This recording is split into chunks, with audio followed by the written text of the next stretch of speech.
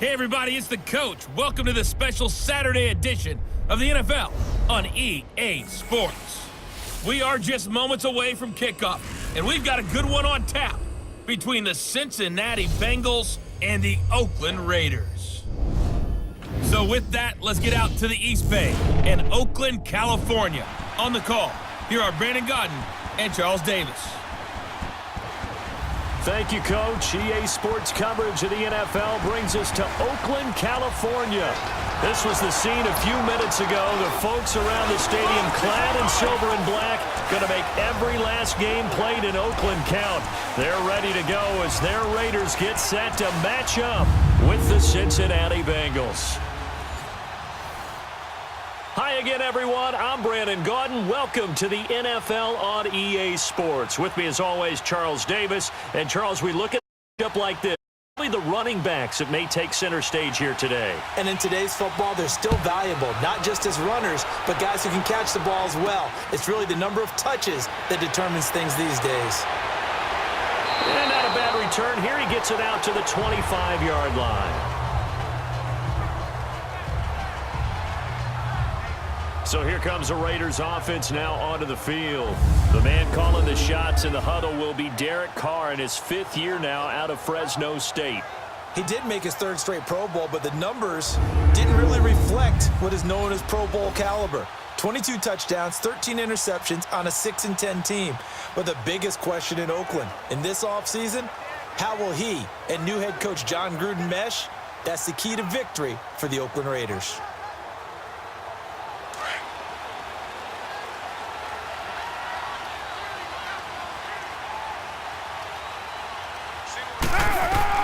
On first down, Carr. And his first pass here is going to fall incomplete. Jared Cook, the tight end, was the target. And that'll bring up second down. A look now at the Oakland offense. Let's highlight a big strength of this team, the offensive line led by Donald Penn, Kelechi Osemele, and Rodney Hudson. 17 didn't translate as well as they wanted on offense. Just third in scoring and a 6-10 record. An incomplete pass leads to 2nd and 10 from the 25.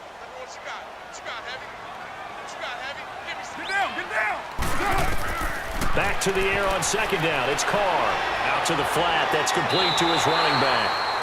And he'll go out of bounds across the 35-yard line. That one will go as a gain of 11. Raiders having a first down as well. So many times you hear today's NFL described as a space game. Get your best players into space with the football in their hands. That's why sometimes you just swing it out to your runner, get him out in the flat, and let him have a chance to make people miss an open field.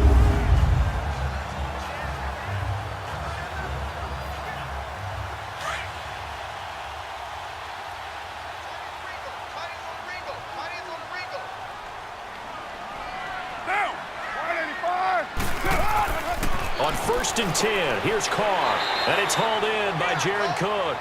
That throw good for 4. It's second down. And the Bengals starting defensive unit now. And when you build a defense, start from the inside out. Geno Atkins is your anchor at defensive tackle. Now he's got a great running mate in Chris Baker, who's had nice years in Washington and Tampa Bay. It'll be tough to move the ball against the Bengals defensive front. 4 yards on that last completion, up 2nd and 6.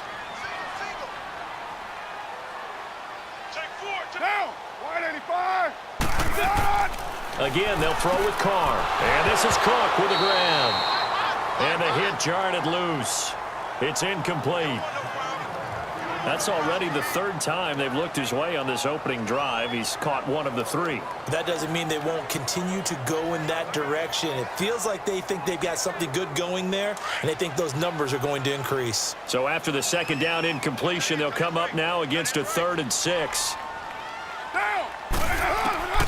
Throwing his Carr on 3rd down. And he'll be taken down by the Bengal pressure. Carl Lawson in there to drop him for a 6-yard loss, and that'll lead to a 4th down. Lawson, the 4th-round pick out of Auburn. I think it's safe to say, partner, that he was one of the steals of the draft last year. A lot of injury concerns. That pushed him to the 4th round before he was selected. But 8.5 sacks in his rookie season, I think he's only going to get better. And those sacks, 8.5, led all rookies.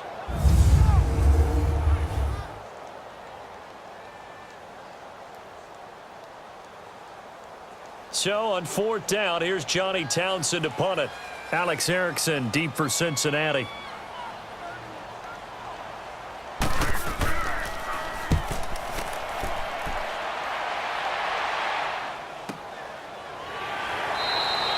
That'll be a 48-yard punt, 1 yard on the return. And the Bengals will have a 1st and 10 from deep in their own territory. Here come the Bengals now to take over. Calling the shots in the huddle will be the 8th-year man, his first season in his 30s. The quarterback is Andy Dalton.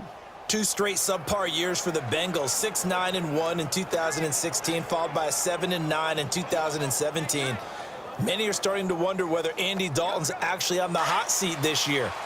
It's unfortunate. It comes with the territory when you're a starting quarterback in the NFL, even if it's not always fair. The former second-round pick, this is Joe Mixon.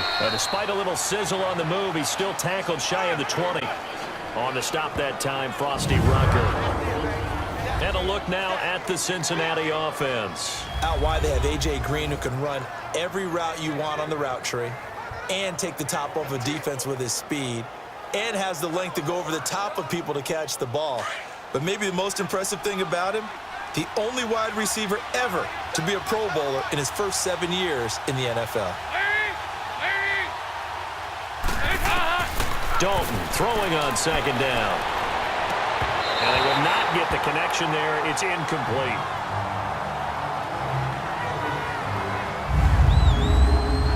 And we take a look now at the defense for the Raiders. An absolute force off the edge is Khalil Mack, his 3rd straight season with double-digit sacks in 2017.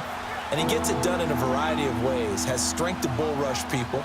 Has excellent pass rushing moves to make people miss on his way back to the quarterback. And sometimes he just absolutely outruns the blockers to get to him and put him on the ground in the pocket. Now Dalton. And this is going to be incomplete. And 3rd down is a key down in any game you play. And 3rd down defense, something we've got to watch in this one. Got to be effective on the passing downs. That's a pretty good first step right there. So on 4th down, on comes the left-footed punter, Kevin Huber, to punt it away.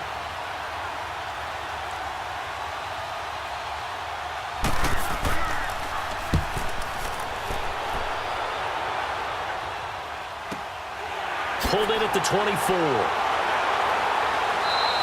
A big boot that time. 57 yards the official distance. And the Raiders will take over now, 1st and 10.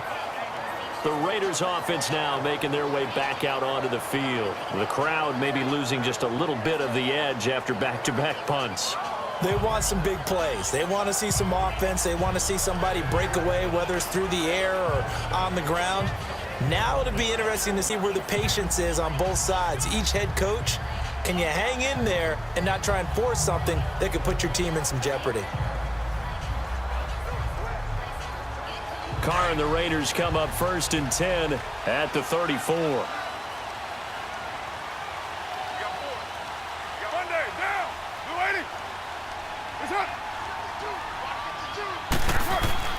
They go play action here on 1st down.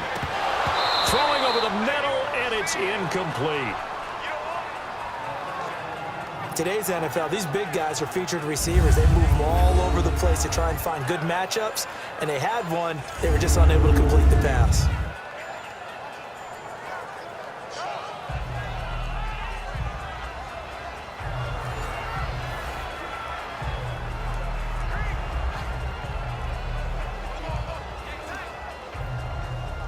Carr, after the incomplete pass, brings them up 2nd and 10.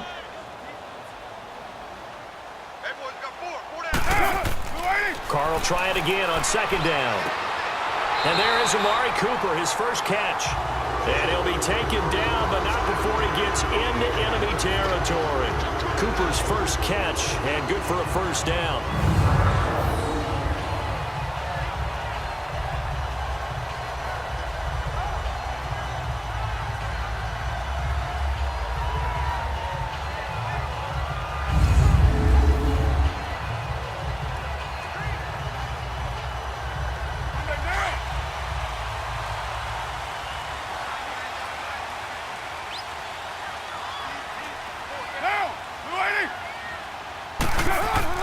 Now a play fake here on first down.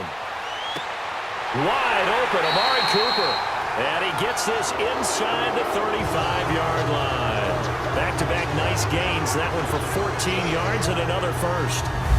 It's funny when I go back to our pregame meeting with Amari Cooper and we mentioned, what if they play man coverage against you? He almost seemed offended by it, didn't he? I'll beat it. That's basically what he said, right? I mean, the best receivers we've ever talked to and covered, when you talk about covering them with one guy, they think that's a personal affront. If they feel like if they can't just beat one defender, then they're not very good.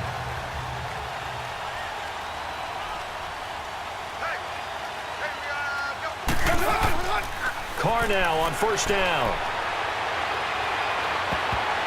And nearly picked off there. Almost intercepted. Instead, second down.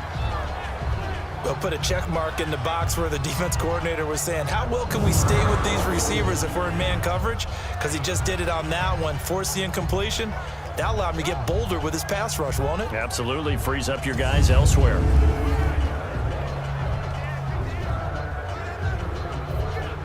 Now Carr, after the incomplete pass, brings him up 2nd and 10. Get down! You're wide at 8! A first carry now for Marshawn Lynch. And this time he's going backwards. So after the no gain on the last attempt, here they get him behind the line. Good opening quarter for him. Remember, he had the sack earlier. Now a tackle for loss, another tackle for loss. He's really making it tough on the play caller, though, isn't he? Because it's one thing to try and adjust when a guy is disrupting your running game. But when he's messing up your passing game as well, they may have to devote at least a second guy to him to try and keep him away from their plays.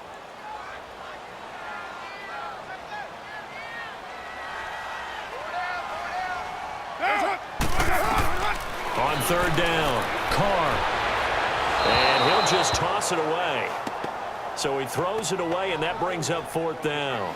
What's the old adage? Be quick, but don't hurry? Well, that went right out the window there. He was hurried, harassed. That ball had to be gotten rid of, otherwise he was going to get sacked. Giorgio Tavecchio now for the Raider field goal. This will be kicked from the 42. It's a 52-yard attempt.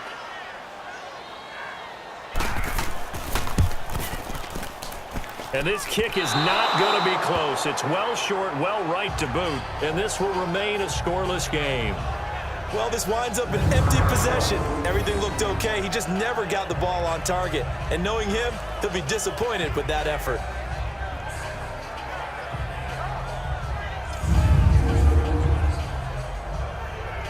The Bengal offense now gets set to head back out onto the field. They were forced to punt last time. Now, I doubt sincerely that they'll have to punt here because they're gifted with terrific field position. I don't even want to think about the idea that they would end up punting starting with this type of field position. Neither do they.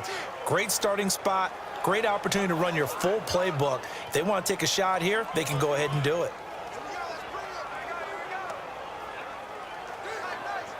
A very good starting field position for the Bengals here as they come up 1st and 10.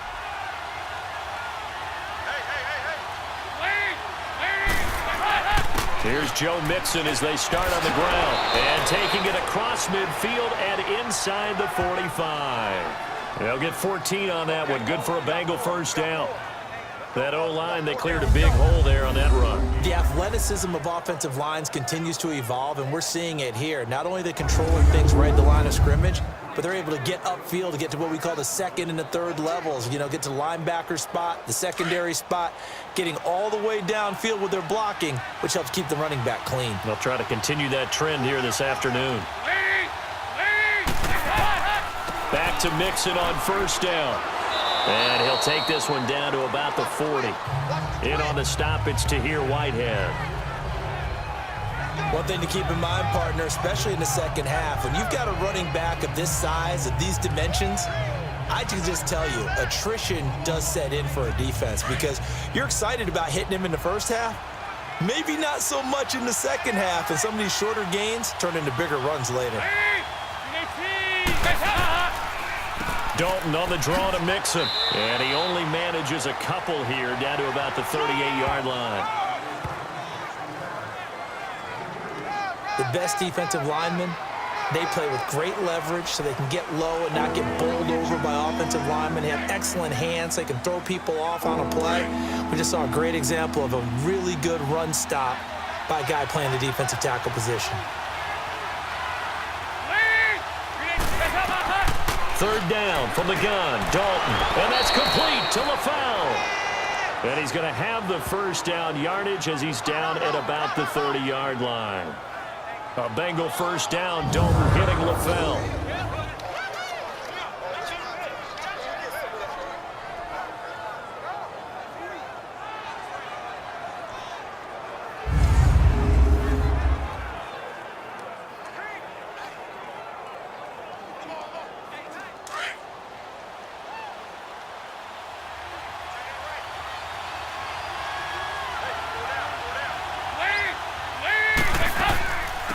Now a first carry for Giovanni Bernard. And he'll be taken down as that will take us to the end of the first quarter of play.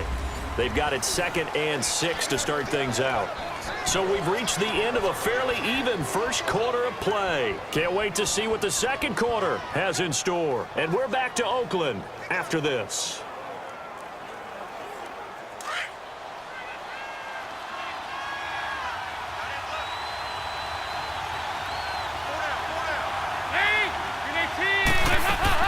Again, here's Bernard. And not much of a hole there as he gets it down to about the 24-yard line. 2 yards on the carry there, and it's going to lead him to third down.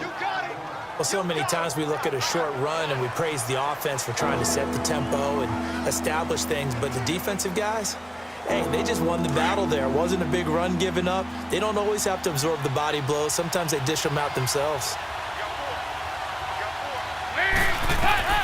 From the gun on third down, Dalton. And incomplete. The contact made the ball roam free and brings up fourth down.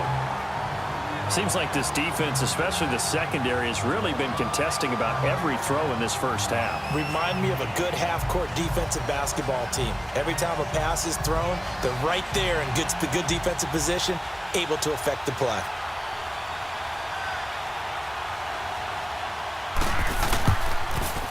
And Bullock will put this one through, and the Bengals are on the board first here. It's 3-0.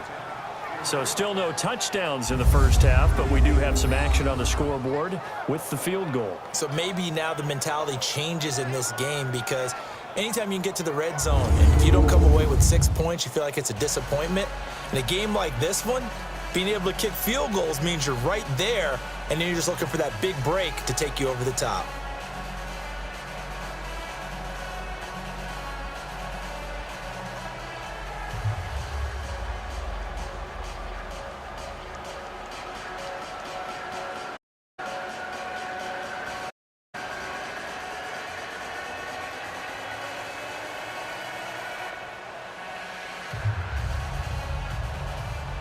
After the field goal now, it's Bullock to kick it away. Here comes Ryan Switzer to return it. And he's up across the 25 and down at the 28-yard line. The Raiders offense now, they trot back out. Last time out, they had that long 50-plus yard field goal that they missed. And I'm sure on their sideline they're thinking to themselves, okay, do we still want to try one if we're in that position again? And I would dare say that the answer would be yes. They're going to have a lot of confidence in their kicker. But just to be on the safe side, I'm sure they told their offensive guys, can we get a little bit closer this time? Yeah, get a little closer. Yeah, you know, I'd rather get in the end zone first and foremost. But if all else fails, less of a field goal attempt for him. Carr and the Raiders come up 1st and 10 at their own 28-yard line. Carr now on 1st down. And he'll hit the slant route. That's caught by Cooper. And he gets this one just shy of the 40. They'll mark him down at the 39. That one will go as a gain of 11. Raiders having a first down as well. That was a nicely run slant route, and what the receiver's trying to do is make the defender think he's going upfield for a deeper route, and then breaks it off, usually after about 3 to 4 steps, and cuts towards the middle of the field. And now what he's trying to do is use his body to keep the defender away from the football and give the quarterback a really nice target. Carr now, 5 out of 10, 50% throwing it. Not so hot, but he does have a first down. Carr to throw after the play fake to Lynch. And this one complete to Seth Roberts. And he's taken down, but not before he gets this into enemy territory across the 40. A good pickup there at 22. I know many people like to throw to the tight end, maybe in a little flexed out position because he creates mismatches with his size. But slot receivers do the same thing with their quickness, their speed, and their route running savvy.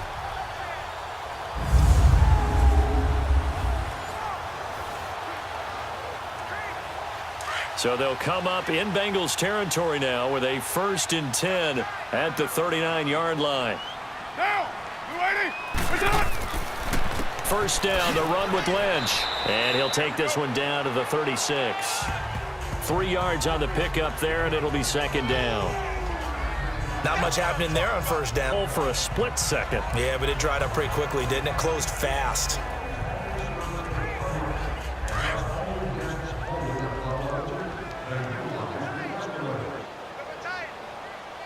Now, you ready?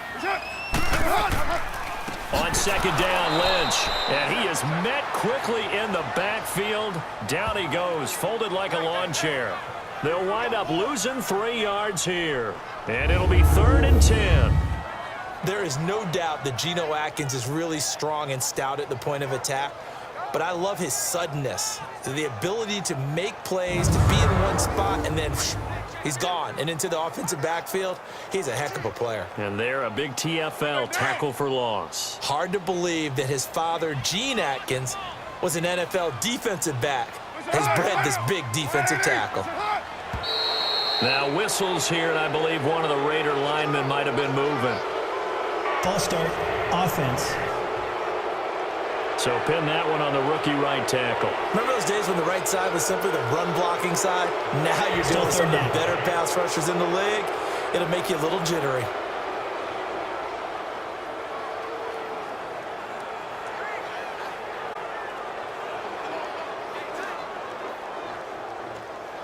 This 3rd down just got even more difficult. 3rd down and 15 after the false start.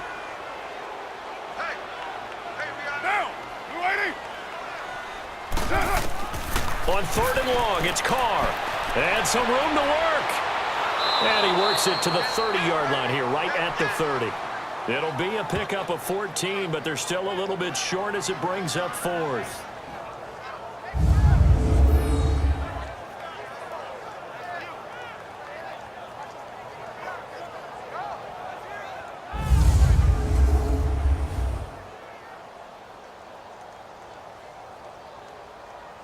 So out comes a field goal team now for the 2nd time here today. It'll come from the right hash. It's a 47-yard attempt.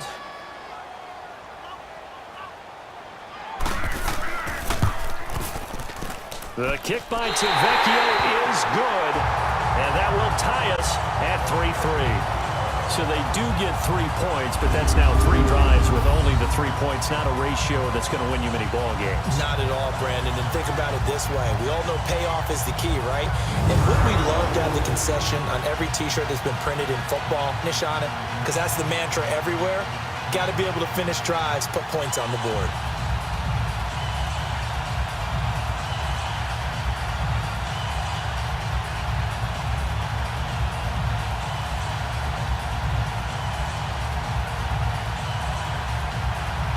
So we're right back where we started, all even as the kick's away.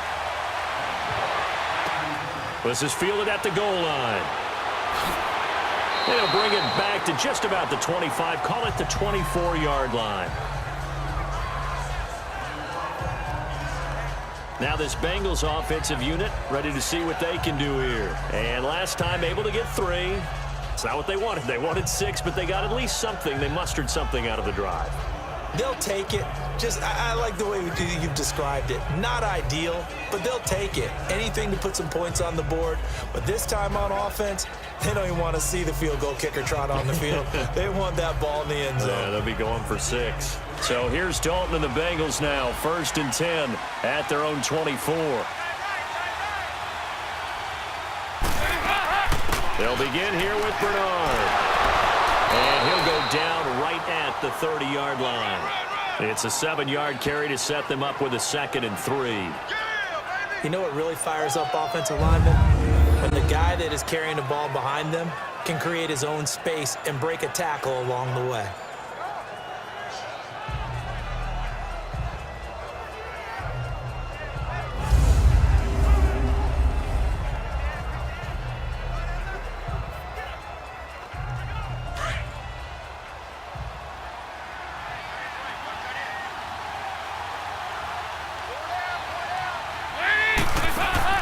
Off the play fake to Mixon. This is Dalton. He's going to go for a big play downfield. That's going to be knocked away and incomplete. He was looking for his favorite target, A.J. Green, that time. And it's 3rd and short. The one thing that I've liked defensively is that they've shown him a lot of different looks here in the first half. They've come after him. They've sat back. I think that's what you need to do to keep an offense guessing. And they certainly have kept them on their toes. That's why they haven't had much success on the scoreboard.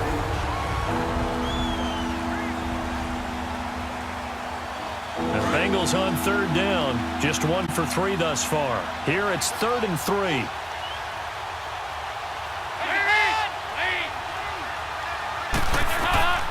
Out of the gun, it's Dalton. He's got his man, Boyd. And he'll be taken down, but not before he gets into enemy territory. They convert on 3rd with a gain of 22. 2 minutes to play in a tightly contested first half. We'll come back to Oakland after this. We remind you that coming up at halftime, we'll take you to Orlando and Jonathan Coachman. Coach will have highlights and analysis of this first half, one that's featured no touchdowns as of yet on either side. So his job's a little bit easier for this halftime report. Need to give the coach some highlights here. Yes, we do. So here's a 1st and 10 now in Raider territory at the 48-yard line.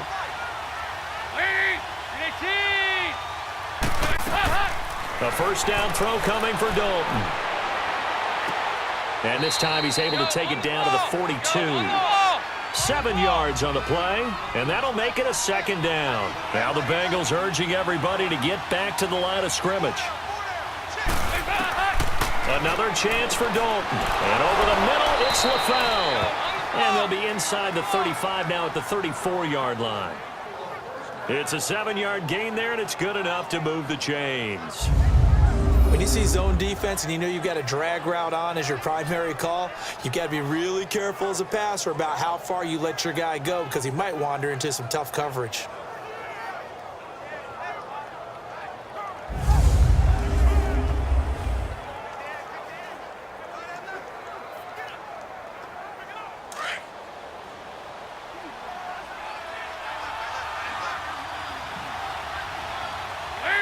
Now here's a whistle as flags come in.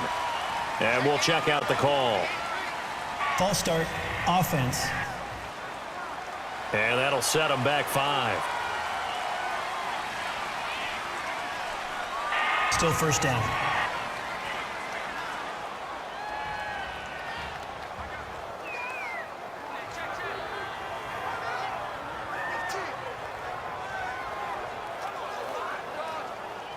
The false start backs him up 5, 1st and 15.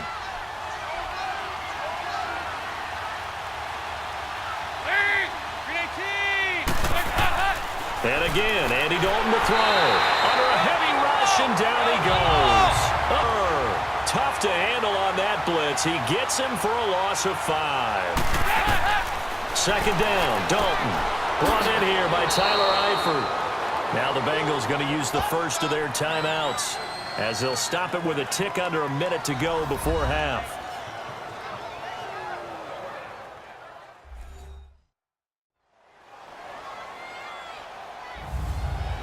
And we are back here. I'm Brandon Gaudin alongside Charles Davis. So the offense takes a timeout, and now we're set to get going.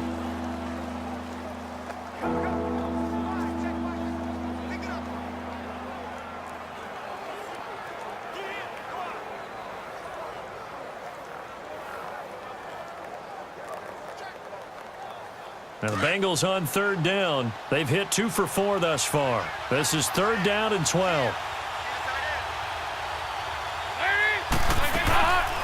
They'll run it now out of the gun. Only a yard on the pickup there, and it's going to leave them with a 4th down.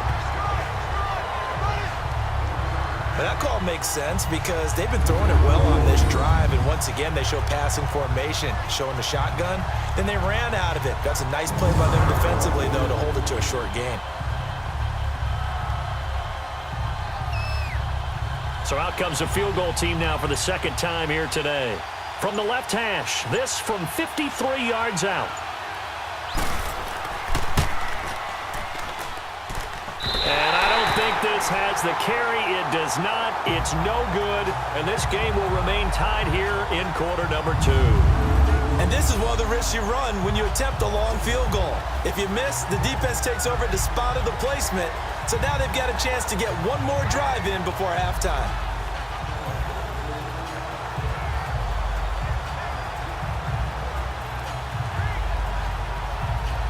They've got good starting field position as they come up here 1st and 10.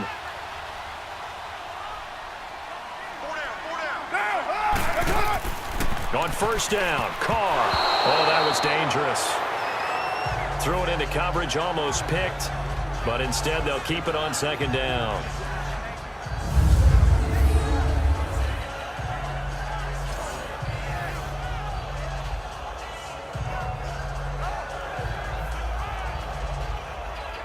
Now Carr, after the incomplete pass, brings him up 2nd and 10.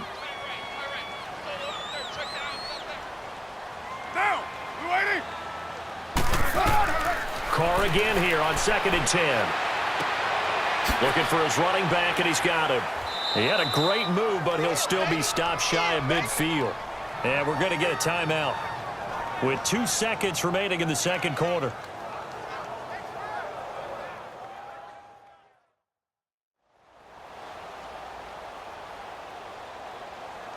So the offensive unit called the TO, and now we are ready to resume play.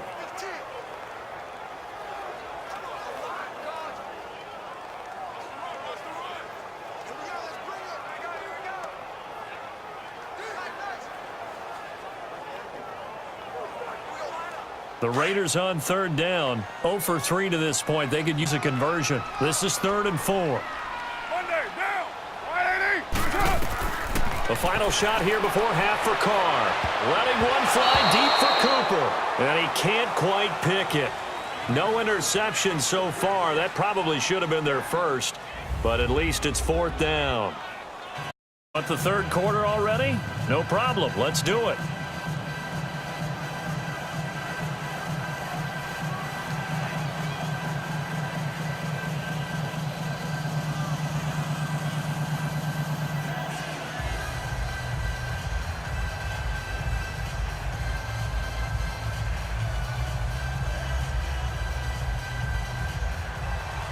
Second half ready to roll. 2 field goals, the combined output in half number 1.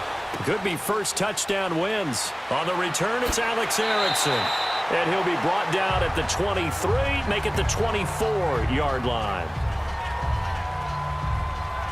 The Bengal offense now with a football first here to begin quarter number 3.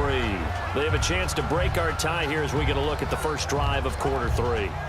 And it's such a tone setter, isn't it? Because both sides trying to seize momentum to begin that.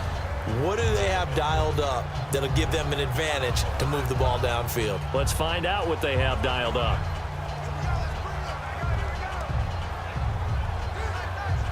So here's Dalton and the Bengals now, 1st and 10 at their own 24.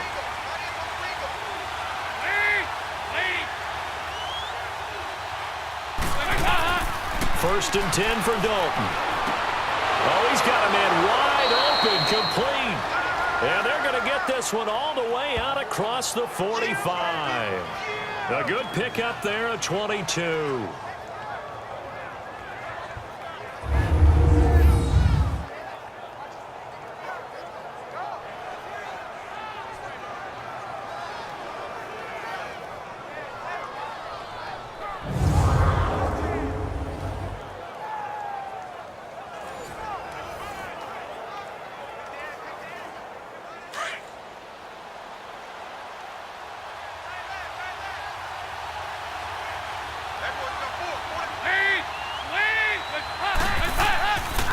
Mixon with a first down carry. And he works his way forward for about 4 up to the midfield stripe. Well, they're hoping that the second half is better for him than the first half. They've got to find a way to get him going. He's a big part of their offense.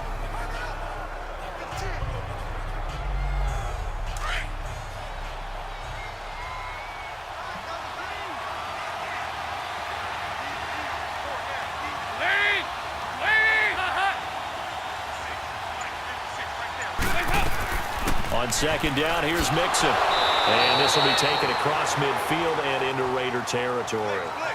Give him 4 on the carry, and it'll make this a 3rd and about 2. Back-to-back 4-yard runs. Now, look, if they just do that all the way downfield, ball ends up in the end zone, but that's a little difficult to do. Yeah, I think now 3rd and 2, that defense ready to stiffen up and stop that run.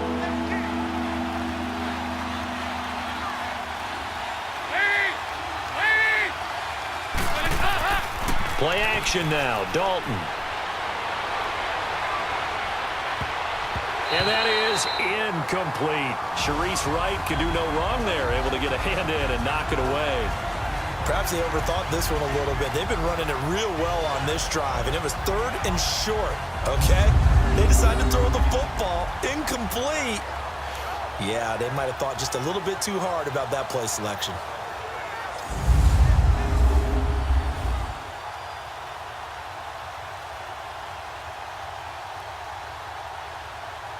Here's Kevin Huber now.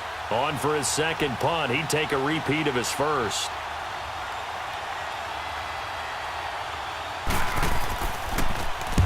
He gets this one away, and boy, it's another boomer.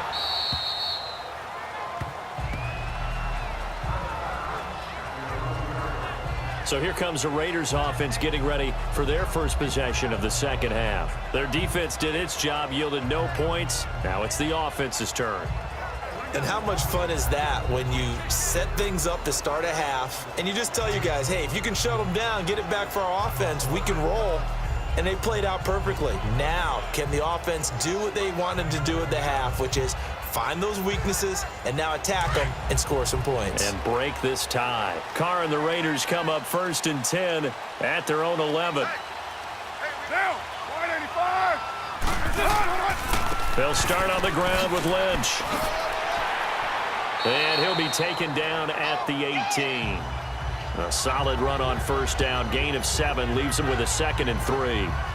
Well, no matter how they phrase it, staying on schedule, staying ahead of the sticks, whatever you want to call it, 7 yards on first down, that fits the bill.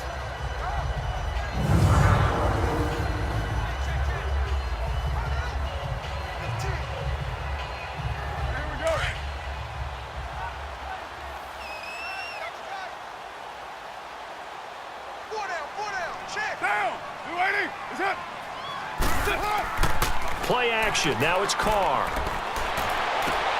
And complete right side to Cook.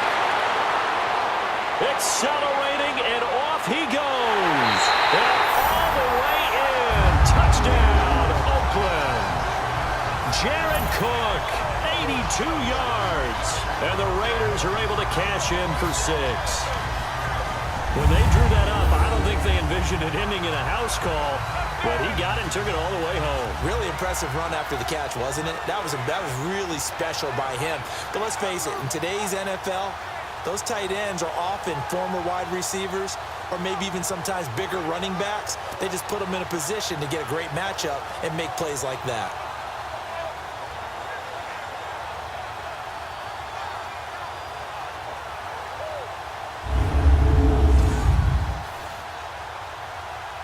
On for the extra point, Giorgio Tavecchio.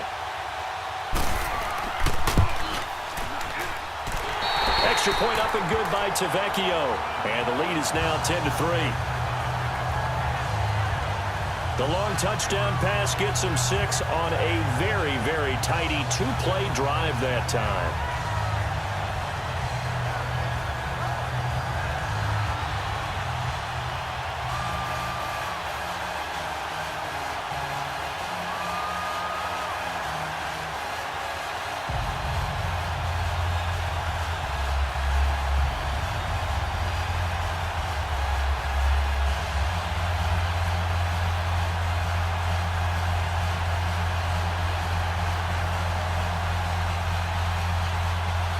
To Vecchio now to kick this one away. This is taken at the 3. And he'll get it up past the 20 to the 22-yard line. So now the Bengal offensive unit back out onto the field. These guys had to punt last time. It has not been a very fruitful game offensively thus far. They haven't even made a trip to the red zone. And I know that everyone's going crazy on that sideline because that drives you berserk to come off the field, not really move the ball well. As you said, not even get to the red zone, let alone, not even put points on the board.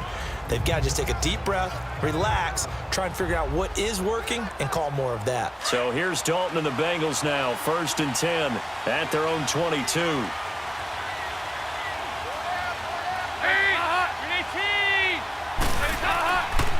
They'll try to get the run game going. This is Mixon. Gets it up around the 22, but no further. Did flash the fancy footwork, but not much to show for it.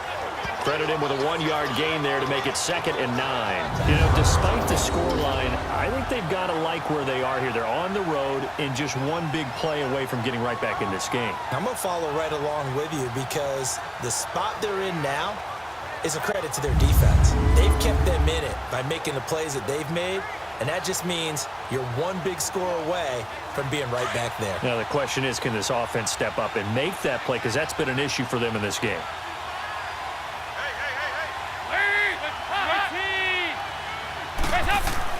Dalton throwing on 2nd down. And he finds Tyler Croft. And they're able to get this one across the 35.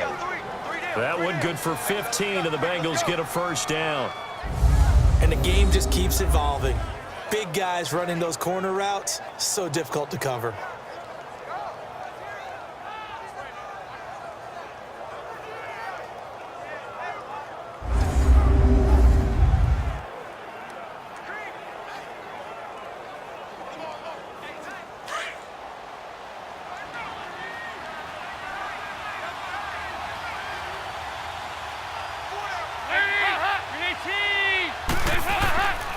Dalton with a give here to Mixon. And he takes this up right near the 45-yard line. A nice run there, 9 yards, and it'll be 2nd down. And that looked like some pretty easy yardage there right up the gut. And he's a guy that has some height to him, so when you don't have to drop a shoulder or create or get through contact or trash, makes it a lot easier to stay upright, see the field, and make a run as we just saw there.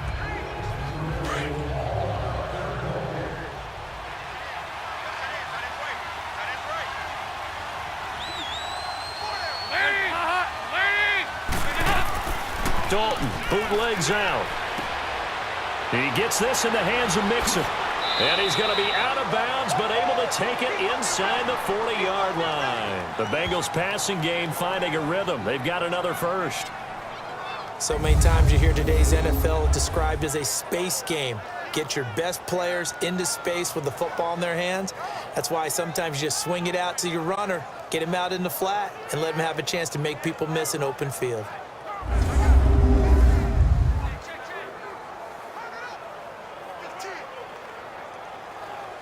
So here's a 1st and 10 now in Raider territory at the 36.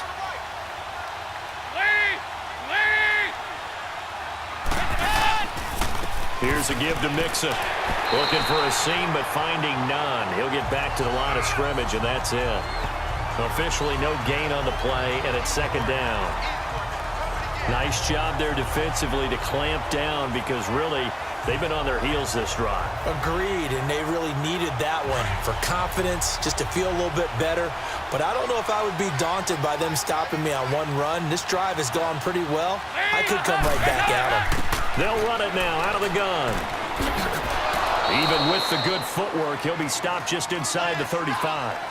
It's a gain of about 3, but it's going to leave him with 3rd and still 7 yards to go. What a luxury to have a guy like this who can not only spell your starter, but can come in and keep drives going. And the Bengals on 3rd down. They've converted just 2 for 6 thus far. This is 3rd and 7.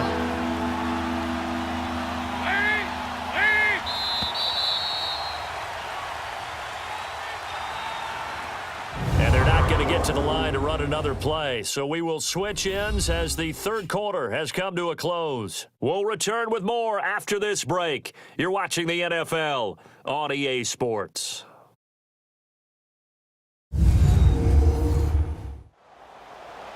Back now in the East Bay. It's the Bengals. They've got the football, but they trail here as we...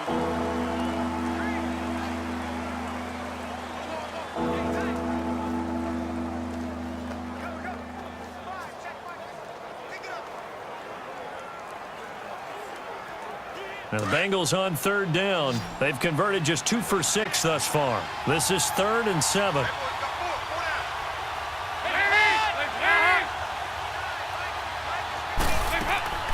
Dalton here from the gun.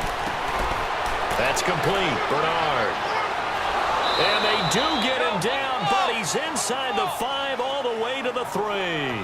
They're able to convert on third down, and that sets up a 1st and goal. There will always be a place for methodically marching the ball downfield, but when you can pick it up in big chunks and strike like that, have explosive plays, that's often the difference in winning and losing. Those types of plays that can knock a defense off balance, that'll drive a team towards a victory.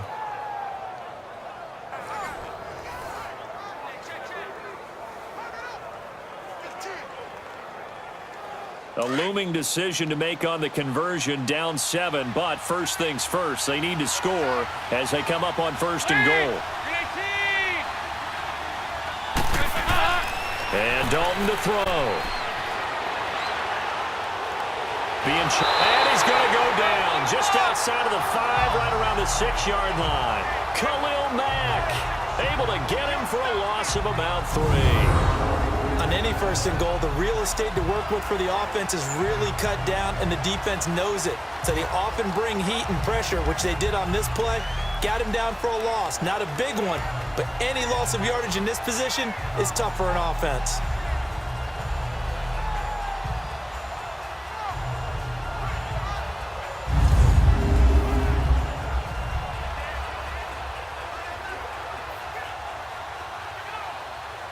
Second and goal from the 6 this time.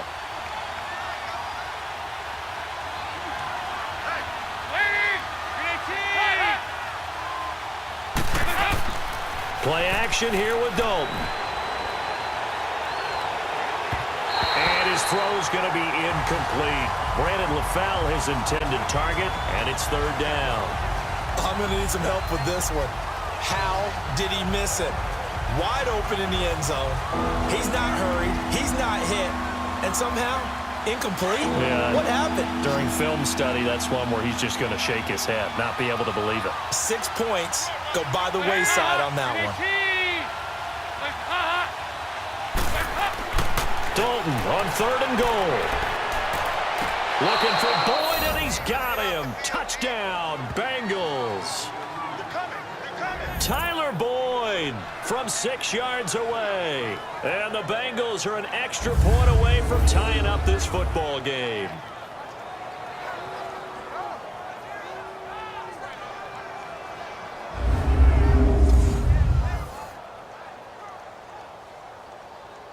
And there's going to be a stoppage here. The booth wants to take another look at this potential touchdown.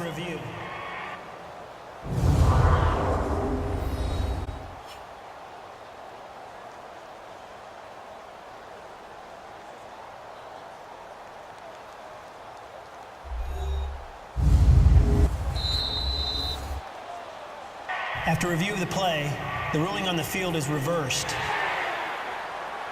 They had to go to the monitor, get an extra look. That's what the technology is for, and this touchdown will count. Likely the play of the game here, trailing in the final quarter and going for it on 4th and goal. As expected, they're going for it to keep the drive alive. And he fires one that's intercepted. Picked up by Gary and Conley. And a big turnover there as his guys will get the football back. Brandon, offensively, this has been a tough day for him. Trying to find a place to throw the football. It's been extremely difficult. I've got to give a lot of credit to the secondary, especially the corners who've had the receivers on lockdown.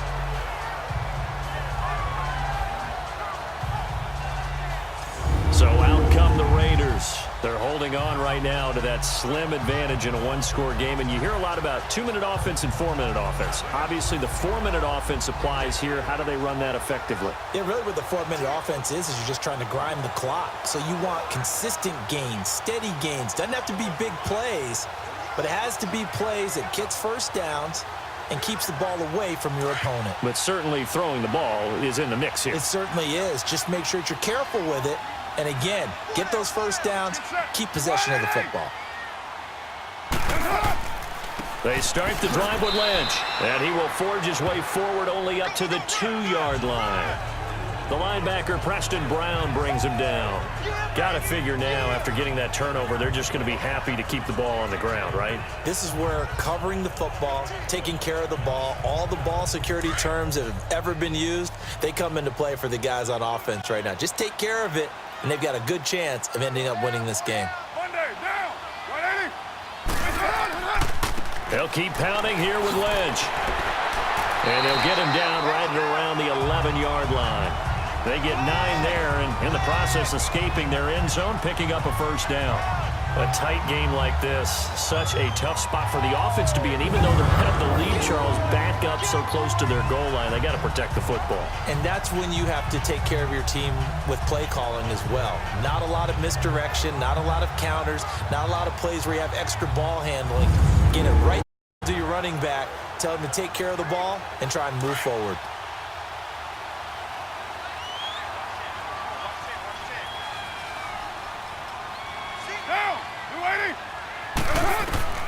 On 1st and 10, here's Carr. Throwing for his running back, and he's got him complete.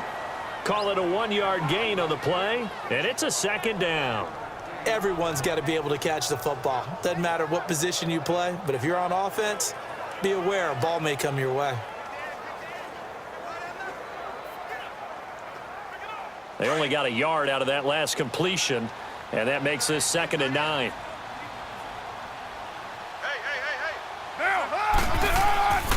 Carr gives to Marshawn.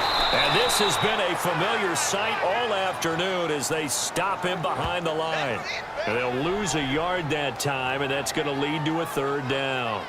Now, obviously, that's some good work there defensively, being able to stop them and bring 3rd down. But if you're on the offensive side of the ball, there's an opportunity, because I know what defensive guys are thinking right now. Just stop them, get to the ball. That means they might not be sound defensively. There could be some opportunities. And you said key 3rd down. Highlight that word. Put it in bold. Here we go. Big play coming up. Here's 3rd and 10. I would expect to see some pressure here. The pressure drops off as they'll look to throw. And he couldn't hang on to it through the contact. Incomplete. Anytime a defense can sit back in a zone like that, it tends to create a lot of congestion in the middle of the field. Makes it very hard to slot one in. Looked like I-4 at rush hour in your hometown of Orlando, Florida. An absolute mess. Here now, Johnny Townsend standing about a yard deep in his own end zone.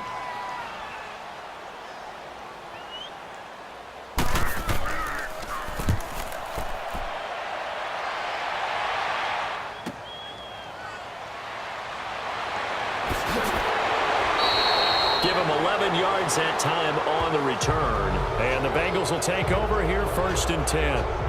The Bengals offense now, they head back onto the field. And there are parts of their last drive they'd like to emulate. And, of course, they'd like to forget the ending, the interception. But they did put together, Charles, a nice sustained drive to get him down the field. Yeah, and unfortunately for them, the only thing that matters is part 2, right? Because once they threw the interception and finished off the drive, that does them no good to go back and say, well, you know, we had a good one going. Finish things off. That's the only way you can get it done. So here's Dalton and the Bengals now, 1st and 10 at their own 43.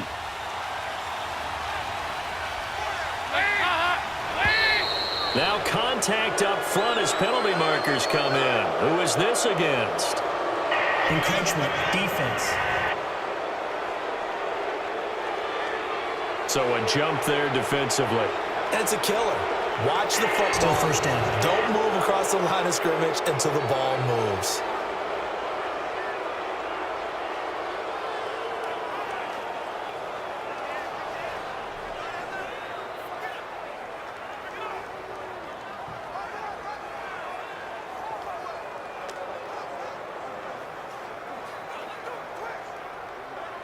So this helps to start a drive. After the penalty, it'll be 1st and 5.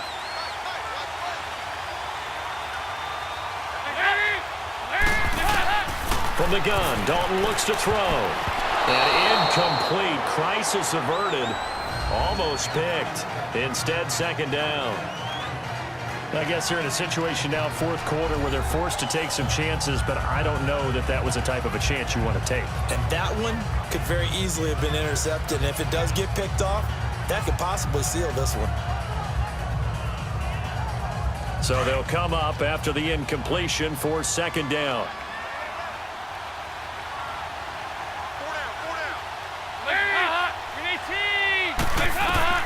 It's 2nd down. Dalton looking. On the screen, Bernard.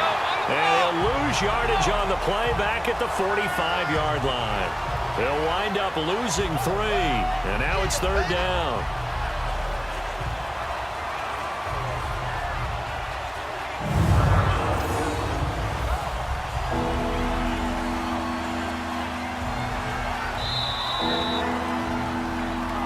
Time for a break. We'll come back for the electrifying conclusion after this.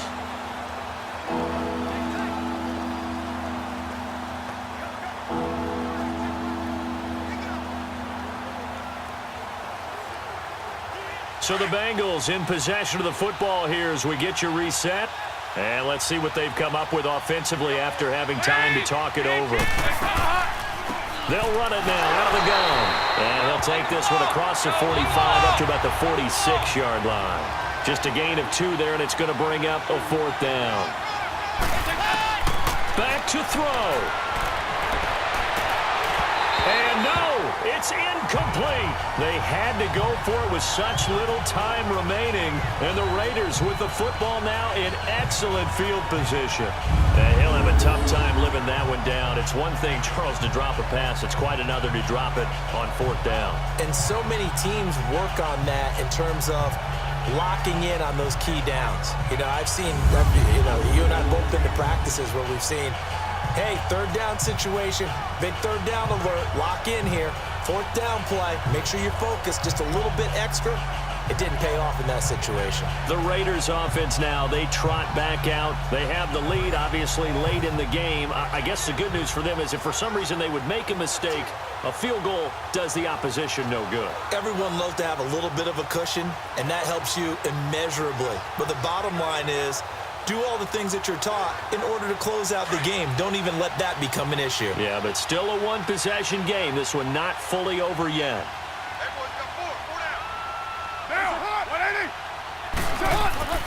Handoff comes to Lynch.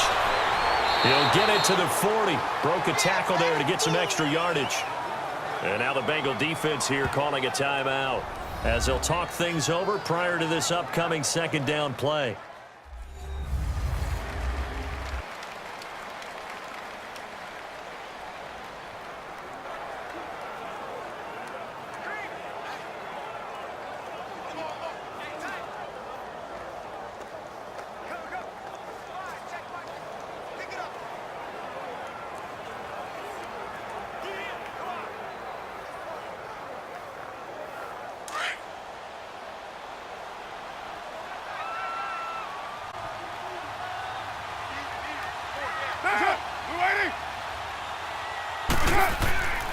Again, they'll pound it with Lynch.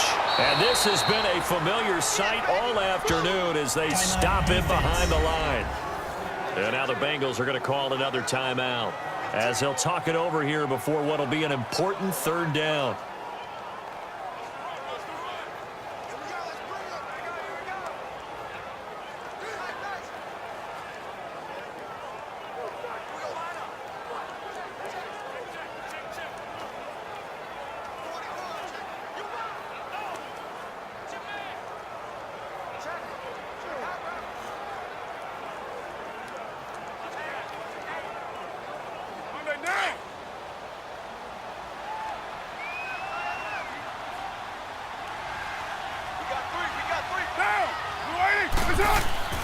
On 3rd down, they go Lynch. And some good tackling there as he stopped up at about the 41.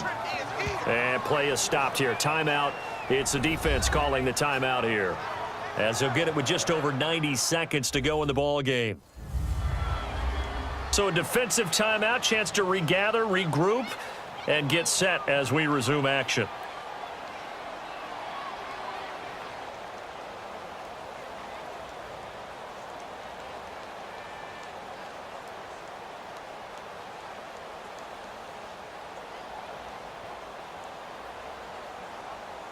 And here's a big one now. Trying to hold this lead. They're going to go for it here on 4th down.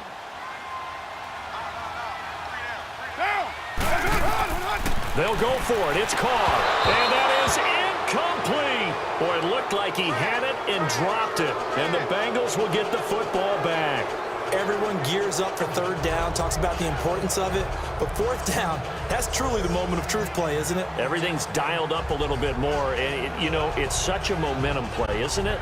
Absolutely, because it can flip either way depending on who converts on 4th down. Getting ready to go again onto the field.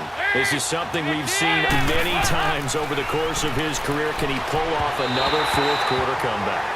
And it's very strange, isn't it? Because when it's a player of this magnitude, even though the guys on defense have the lead and are sitting in the best spot, they're maybe the most nervous people in the stadium because they've seen this happen to too many people before, too many teams. They've got to find a way to shut him down. Here we go again for the grizzled vet. An incomplete pass on 1st down. That leads to a 2nd and 10. Back to throw. And he can't get a throw off. He's taken down.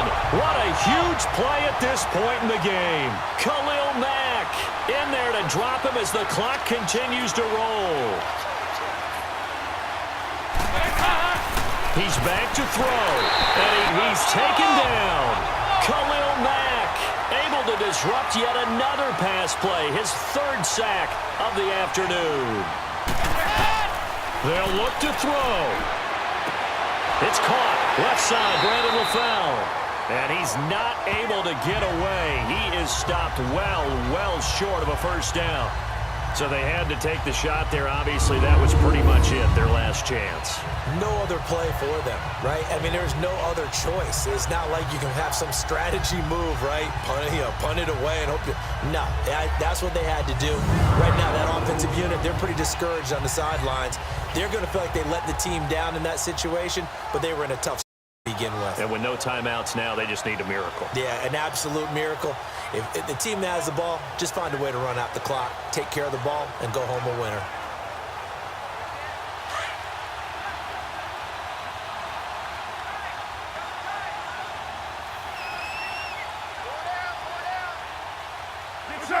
The Raiders likely going to get out of this with a victory as they take a knee.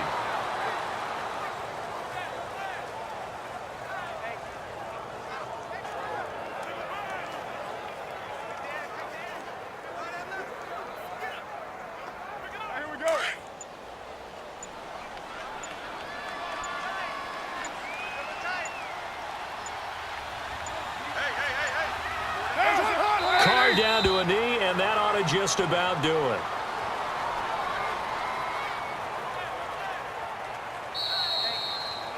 Well, Charles, the old saying, the old cliche, if you will, points at a premium, that certainly applied here, didn't it? And that almost felt like opened up a time capsule, didn't it? Old school football, low scoring, close game. What a way to finish it up. You loved it, didn't you? You loved the defenses. I certainly did. Brought back the images of the game of old.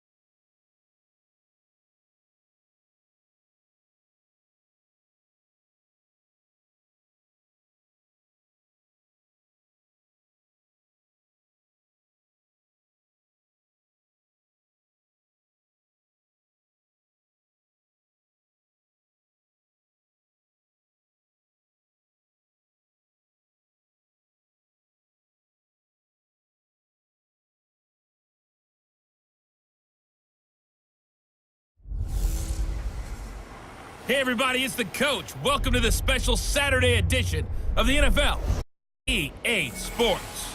Straight ahead, we've got what should be a good one between the Miami Dolphins and the Jacksonville Jaguars. With that, let's get on up to Jacksonville. Standing by for the call, it's our broadcast team of Brandon Godden and Charles Davis. All right, Coach, EA Sports coverage of the NFL brings us to the Sunshine State in TIAA Bank Field here in Jacksonville.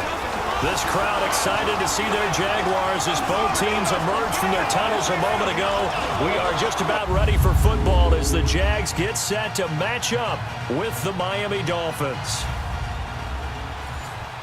Welcome again, everybody. With Charles Davis, I'm Brandon Godden, and yes, the rain is falling now, and it is supposed to continue to fall throughout this game. So how do you think that will impact this contest? Well, first and foremost, both quarterbacks are going to make sure the officials have those dry footballs coming in each and every play and standing over them sometimes with a towel before the center gets up there to snap it. Second thing is the focus of all the guys who handle the football.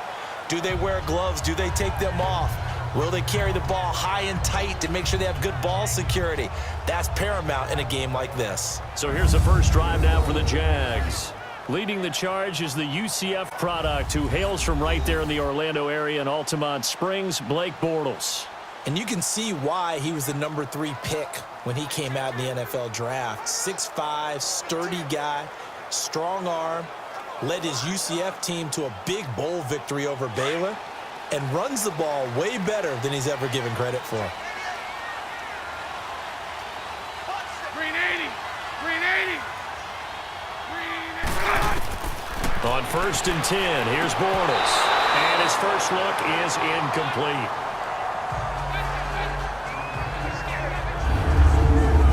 And the offensive unit now for the Jaguars. Let's take a look at tight end Austin Safarian-Jenkins, or ASJ as his friends and all announcers like to call him because it's a whole lot easier. Second tight end drafted in 2014, but production was really lacking until 2017 with the New York Jets. Had 50 catches, which was more in his 2+ combined years with the Tampa Bay Buccaneers.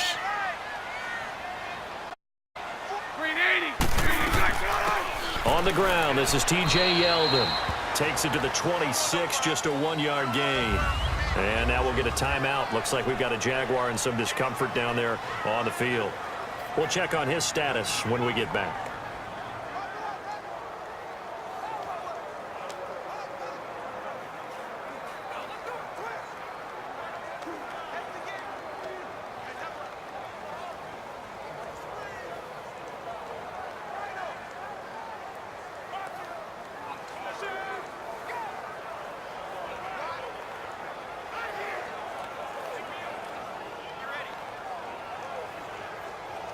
So trouble already here on their opening drive. This is 3rd and 9. Green 80. Green 80. Green 80. From the gun, it's Bortles. And he's got Moncrief. And they get him down, but not before he takes it across the 40-yard line. 16 yards that time on the pickup for the Jags and a first down. One thing I can say pretty safely, that route is not called if you don't have a guy who can throw the ball and put some mustard on it. Because if you're going to lollipop it in the middle of the field, bad things usually happen. It takes a strong-arm guy who can rifle it in there, and they were able to successfully complete that one.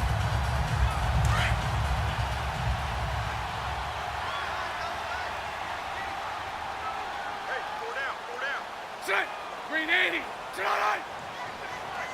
Set. They go play action here on first down.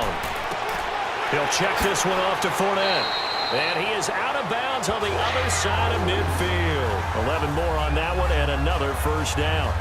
Nice little nifty play for him there. Yeah, that's the ability to read a defense and utilize players that don't often get picked up in coverage easily. And I'm talking about being able to use the backside of the backfield.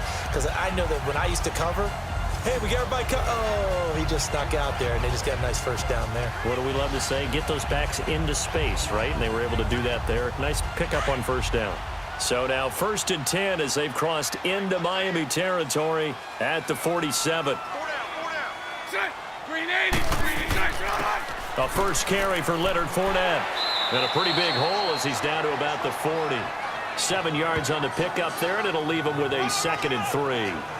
And that was a good run. This was only one of 9 guys to go over 1,000 yards in 2017. And I think you can't let him run wild here. Where you think 100 yards, the measuring stick? Always. That is the threshold. You want to keep him under that if you want to play good defense.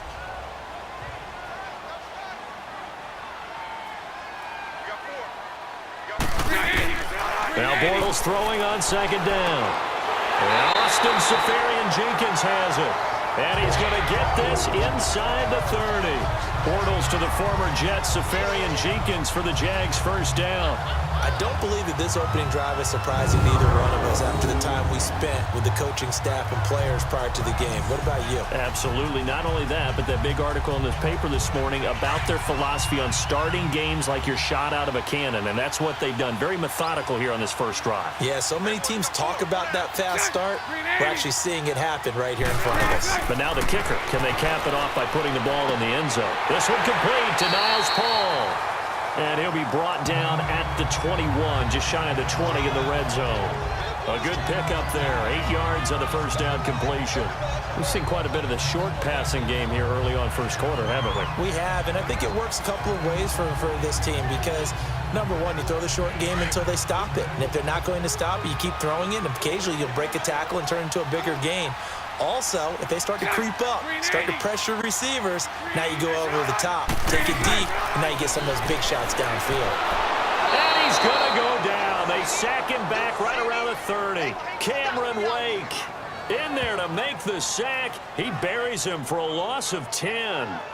But enough takes a start to have a good drive, quite like a big loss on a sack, does it? Now they're looking at a 3rd and long, and suddenly the momentum shifted to the other side of the football. And old Mo is a very, very fickle man.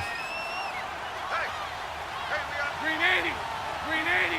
Green 80. Throwing his Bortles on 3rd down. And incomplete. He had nowhere to throw, so he just tossed it away. But that brings up 4th.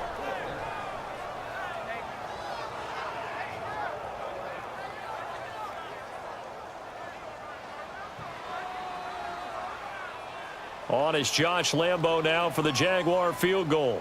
It'll come from the right hash. It's a 47-yard attempt. And Lambo will put this one through, and the Jaguars grab a 3-0 lead. So a pretty good opening drive. That'll make the home fans somewhat happy. They wanted 6, but they got 3 in the early lead. And they should be happy. The guys look good getting down the field. That's got to give them a little bit of hope that good things are in store here today for them.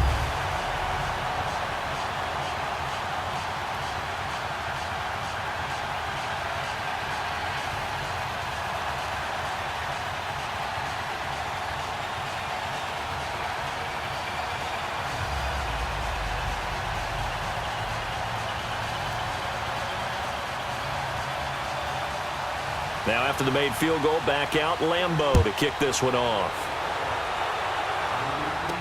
This fielded a few yards into the end zone. And he won't return this one. He'll go down to a knee, and they'll start at the 25.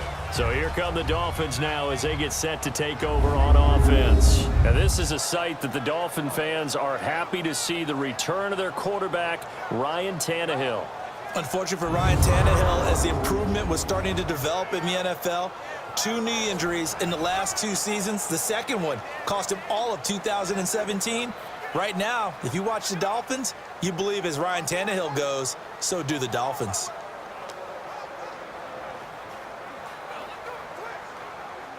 Tannehill and the Dolphins break the huddle. Come up 1st and 10 at their own 25-yard line. On 1st and 10, Tannehill. It's a short one here, complete to his tight end. And this one will go to the 28-yard line. The completion good for 3, and it's 2nd down. A look now at the Miami offense. I am taking my focus to the running back position, Kenyon Drake, because what I saw from him in 2017 down the stretch, where he took over for Jay Ajayi after the trade to Philadelphia, He looked like a lead back in the NFL, averaged nearly 90 yards per game in that role. And what's interesting, at the University of Alabama, never was the lead back. Always was the third down guy, special teams guy. Now he might carry the load in the NFL. So that'll back him up 5. Still second down.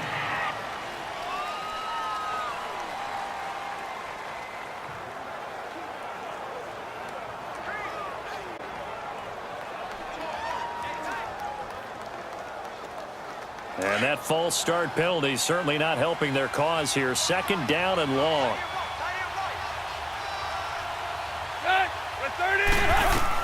Here's Tannehill now on second down. And over the middle, this is Parker. And he was able to shed the tackle, but the reserves come in for the stop. 4 yards on the completion, and it sets up a third down. And time to take a look at the Jaguar defense. I want to highlight Telvin Smith, only the third linebacker in Jacksonville Jaguar history to make a Pro Bowl, but not for that reason. When he came out of Florida State with his build, many were projecting him as a safety in the NFL, about 215 pounds.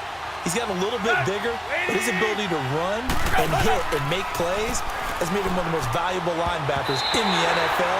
They made the right choice leaving him at that spot. Now the throw on third down, knocked away and incomplete. Myles Jack can just flat out cover. Doesn't matter who's out there, and he can do it really well in man. How about what he just did there in zone, though?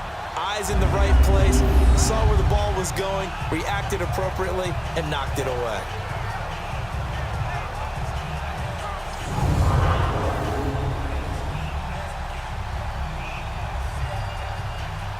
On fourth down, Matt Hawk to punt it away. Back deep, Jadon Mickens.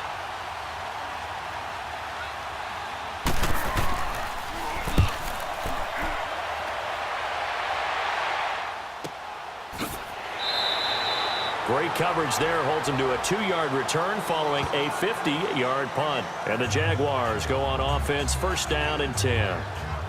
Here comes the Jaguars offense as they get set here. And they're not going to play this conservative, I don't think. They had the field goal last time, and they're up, but they're looking to put a drive in the end zone. Oh, I agree with you totally. No one goes out on the field and says, all right, let's just settle for 3, except in certain situations, trying to ice a game, that sort of deal. Most of the time, it's end zone, and that's what you're thinking, and I believe that's exactly what they're thinking as they begin this one. Yeah, no quarterback ever goes out there saying, hey, let's get 3, right? Not one that I've ever met. They'll start out on the ground. It's Leonard Fournette, and he'll wind up losing yardage here back at the 21-yard line. That's going to go as a loss of a yard, and it'll be second down. When I see Cameron Wake make plays like that, I can't help but shake my head sometimes. He had to go to Canada first before he came back to the NFL, where he's now an all-pro. Yeah, undrafted out of Penn State, but look at him now. And just think about all the pass rushing moves he has, his ability to play against the run. Remember, he was a combo outside linebacker, defensive end.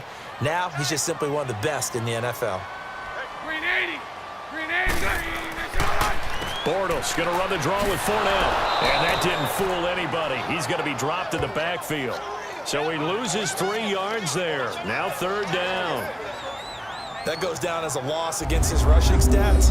But really, should he have to absorb that one? He had no chance on that play before they overwhelmed him. Pretty much on top of him before he could take his first step.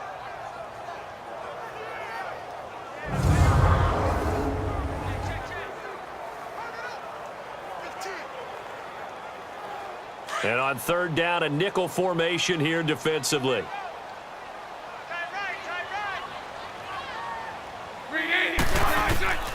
Working from the gun, it's Bortles. Caught, Safarian Jenkins, right side. And he'll get to the 29-yard line, brought down there. They'll get 11, but it'll still lead to a fourth down. So much about this game is just understanding situations and then having to execute, isn't it? Guard the first down sticks. Don't let them get there.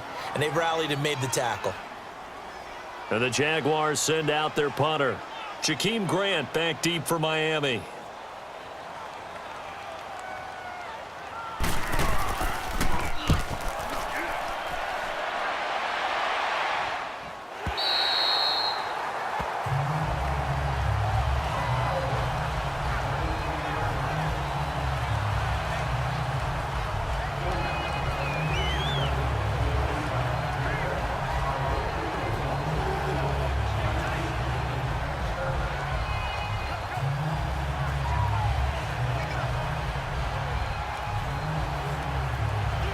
Tannehill and the Dolphins break the huddle.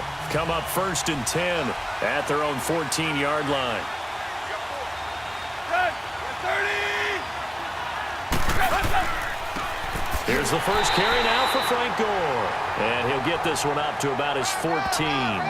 Miles Jack there to make the tackle.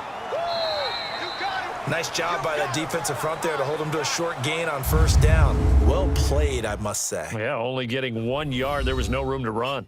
So just a lone field goal in this first quarter of play. 3-0 is our score. More from Jacksonville after this.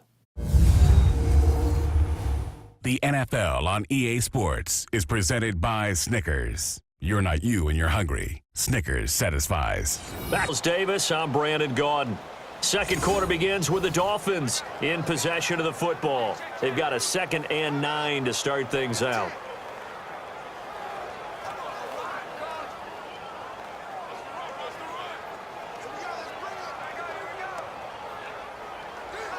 Let's go!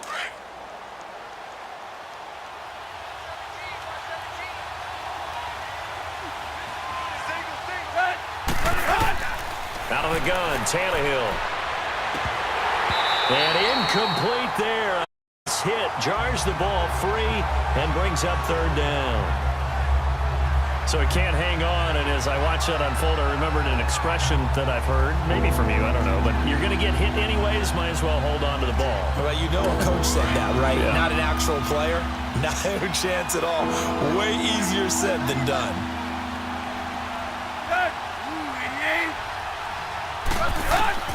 Throwing on 3rd down, Tannehill. He's going to air it out deep for Ammon. He's got a man, complete. And he'll be down deep into Jacksonville territory. They're able to convert on 3rd down, and that sets up a 1st and goal. So the defense blitzed. A nice job picking that up, completing the pass. And how in sync was the quarterback and his center on that play? They saw the blitz, made the appropriate calls, got the line engaged, because now they know there are going to be extra guys coming at the quarterback, so they got their assignments down pat and kept them away from him, and he's able to step up in the pocket and fire one now for a really good strike. First foray into the red zone for Miami. They've got a 1st and goal to go at the 7. On the ground with a tight end. And he'll get this one back to the 5-yard line, but no further than that. No gain on the play that time, and it sets up 2nd and goal. Brandon, if I wanted to run the football this close to the goal line, I think I just turn around and hand it to my tailback. Too many things could go wrong in this situation. I think they're fortunate just to get back to the line of scrimmage. The line of scrimmage, once again, the 5 as they get ready for 2nd and goal. Now whistles and a flag, and I believe a Dolphin got going a little early. False start. And that'll be accepted, of course, and that moves him back 5. Still 2nd down.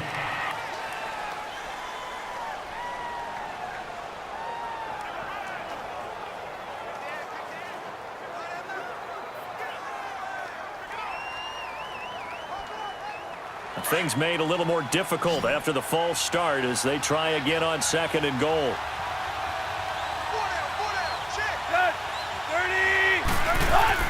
To throw on 2nd down is Tannehill. Escaping the pressure right. And he will score. Touchdown, Miami.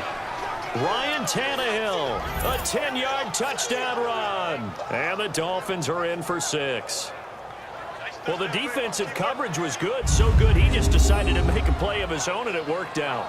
Yeah, you often wonder if they think to themselves, was the coverage too good to allow him to run the football? But I think you'd rather take your chances with him doing exactly that, and he beat him on that play all the way to the end zone. Jason Sanders now for the extra point.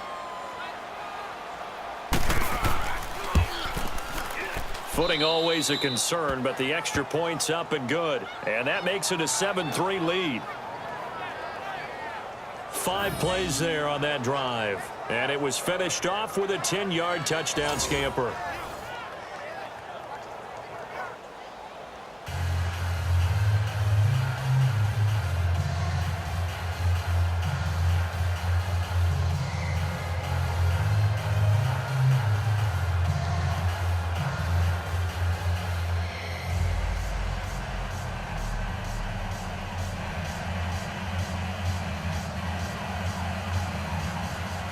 Sanders now to kick this one away. That'll be taken in the end zone. And he'll elect not to return this one, so they'll bring it out to the 25 on the touchback. Out comes the Jaguar offense now as they get set to take over. They punted last time they had it. What steps, Charles, you think they have to take to make sure they don't do that again? Well, let's just go to the football 101, the trade expression 101. Win first down. Make 5, 6, 7 yards on first down and make it a 2nd and 3, 2nd and manageable. Keep accumulating first downs that way. Keep moving the football. You don't want to get behind the sticks because then the defense has the advantage. Bortles leads the Jags up 1st and 10 at their 25-yard line. Set. Green 80. They begin with a run by Fournette. Up with about 6, up past the 30 to the 31. Let's talk a little football 101 here because one of the keys to advancing the ball downfield, success on first down. Huge difference, as we know, between 2nd and 4 and 2nd and 8 and 9.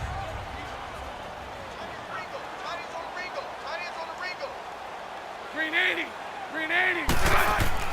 They'll run it again with Fournette. And the second wave of tacklers is going to get him as they stop him behind the line. They'll lose a yard, and it brings up 3rd. I once had a defensive player in the NFL tell me, if I beat and dominate the guy across from me, I'm helping my team. Well, winning one-on-one battles is always a part of the game, but when you have good team defense, as we just saw there, one broken tackle, but he didn't get away because the rest of the guys arrived to put him on the ground. Under 4 to play now. Clock running, 3rd down. Green 80. Green 80. Green 80. Shotgun now for Bortles. And this is going to be incomplete. Nice play there to force the incompletion. And to me, one thing's for sure.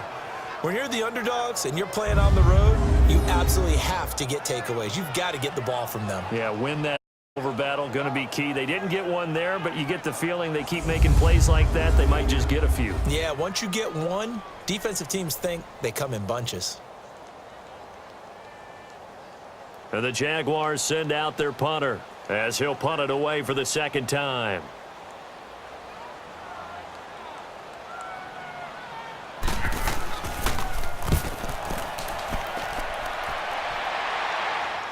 And a fair catch signaled for and taken just outside the 20-yard line. So a change of possession here on the punt. And it'll be Dolphin football. Out comes the Miami offensive unit now. They get set to take over. And for them, a touchdown their last go-around. Obviously, they'll be hoping to do that again. And when you start plotting for this drive, when you start thinking to yourself, okay, what are we going to do? You don't go away from what you did before because that worked, but you have to be prepared for wrinkles and counters because you know they'll make some adjustments. Tannehill and the Dolphins break the huddle. Come up 1st and 10 at their own 22.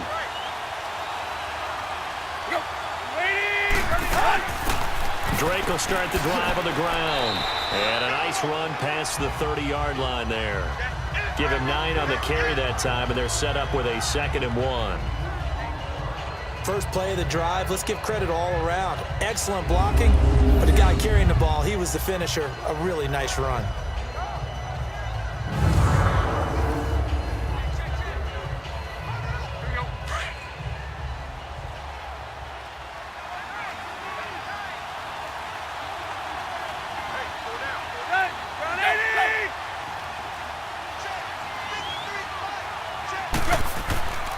Back to the ground, this time with Gore. And he is going to be stopped cold behind the line of scrimmage. They'll wind up losing 3. And now it's 3rd down. We all have habits. We can be somewhat predictable, and you know me pretty well on 2nd down and short. What I like to see. Play action. Yeah, without a doubt, I thought that was a great spot to call it. Instead, didn't go their way, did it? No, defense sold out for the run. Worked out well. From the gun on 3rd down, Tannehill. And he finds Stills, complete. And he's going to have the first down, yard 35. Tannehill finding Stills, and it's a Dolphin first down. One of the selling points of the in route is it gives the quarterback a really nice sight line to his receiver. It's on a direct shot, able to throw the ball into the middle of the field and have a great chance of success as they did on that play.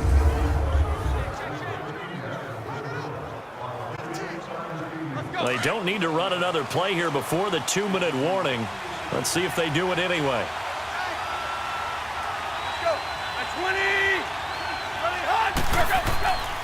On first down, Drake. And he will lose yardage back to the 34-yard line. It's a loss of a yard there, and now second down. 2 minutes to play here in the first half. Back with more from Jacksonville. Don't go anywhere. We'll be back after this.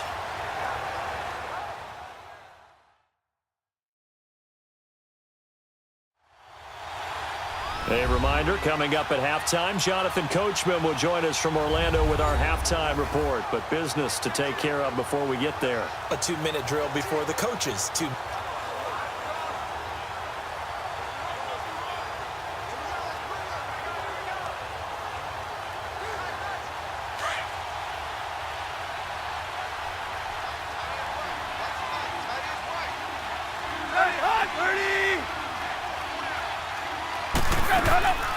Draw play. Tannehill gives to Drake. And he'll work this one up to about the 38. 4 yards on the pickup there as they get it back to a more manageable 3rd and 7. But you've got to give kudos to your offensive line and the guy carrying the ball because they were in a 2nd and long situation. It seemed pretty dire, but they brought it back to 3rd and manageable with that run. The Dolphins on 3rd down. They've been okay, 2 for 3 thus far. This is 3rd and 7. A shotgun snap for Tannehill. And now he lost the football. Tannehill loses it. And now the Jags defense deciding to call a timeout as they'll head to the sideline and talk over what to do next.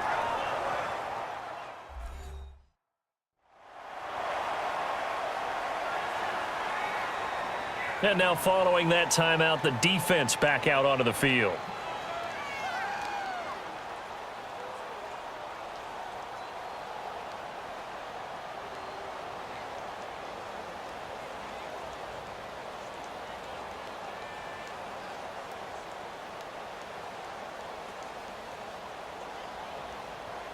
Here's Matt Hawk now as he'll kick it away for the 2nd time.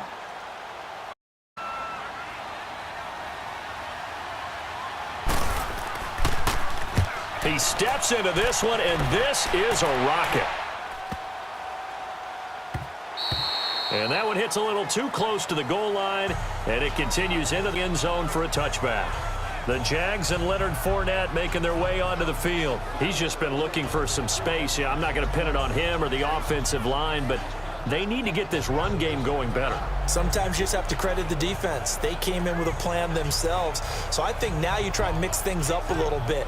Get the ball in the hands of some other people, find some other playmakers, but always let the defense believe that he's still a threat. I was going to say, don't forget about it. No, don't take him totally out of the game. Green 80. On first down, Bortles. Now they go screen. It's complete. And he'll get to the 29-yard line, brought down there. A good first down call as a screen play. Now the Jags are moving quickly in the hurry-up. Bortles to throw on 2nd down. And complete over the middle, Safarian Jenkins. And they'll take over inside the 45 at the 44-yard line. Well, there definitely was some juice on that pass. And while tight ends don't always have the same reputation for hands as wide receivers do, in this case, that ball was expected to be caught. All day, every day.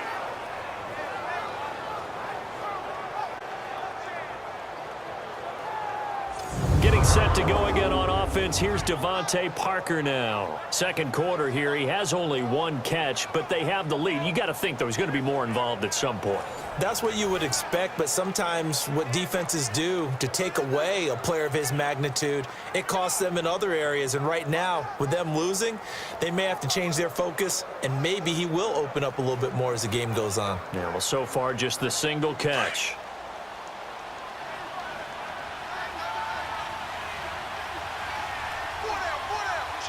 After the interception, here's Tannehill.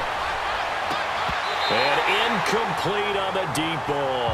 He was looking for Parker that time, and it's second down. The positioning here is key. As a defensive back, you're taught 99% of the time, make a play on the football. But in this case, making a play on the man was all the difference. That's what forced the incompletion.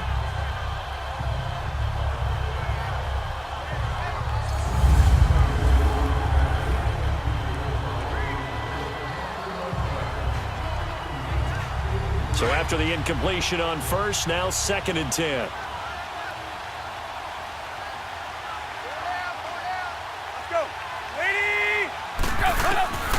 Second and 10, Tannehill once more. Over the middle, it's Amendola. And the stop here will come at the 38-yard line. Now hold everything here. We're going to get a timeout by the offense as they get the stoppage with just under 50 seconds remaining in half number 1.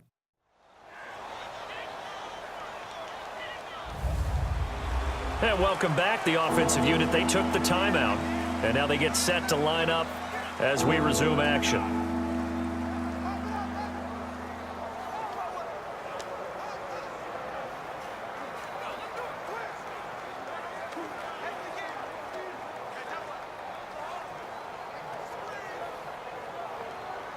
The Dolphins on 3rd down. They've been okay, 2 for 3 thus far. This is 3rd and 4.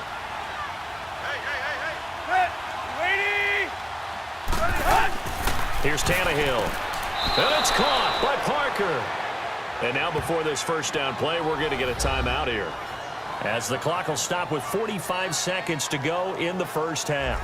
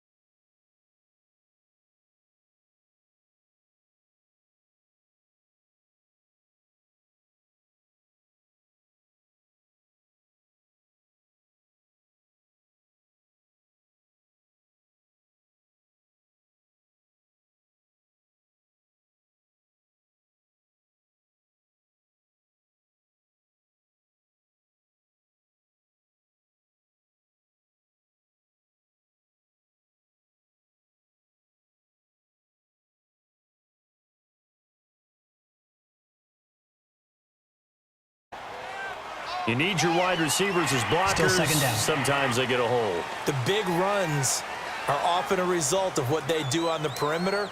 In this case, got caught holding, and this one will come back. Now they face a 2nd and long following the holding penalty.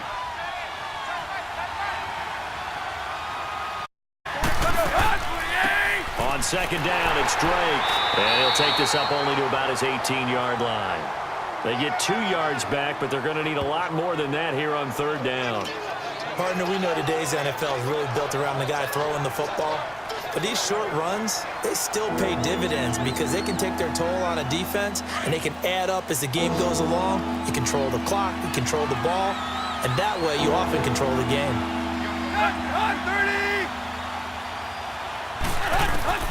3rd and long, it's Tannehill. Got his man complete over the middle. That's Drake. And he's able to get out to the 32, brought down there. It'll be a pickup of 13, but it'll still lead to a 4th down. I know most of the time when the ball's in the air, you're thinking wide receiver, tight end, but running backs, they can be a big part of any passing offense nowadays. Here's Matt Hawk now as he's on to punt for Miami.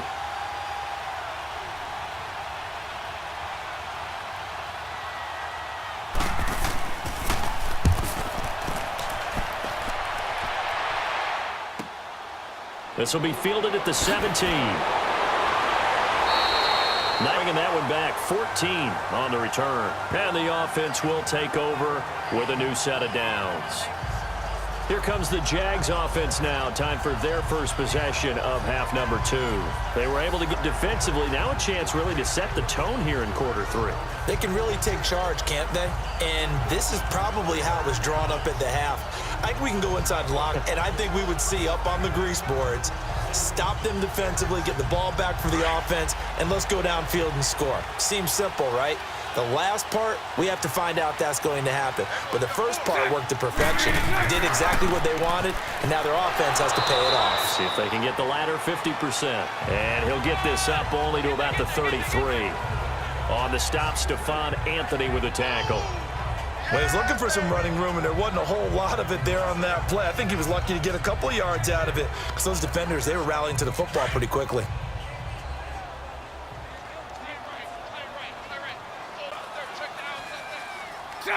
Green 80.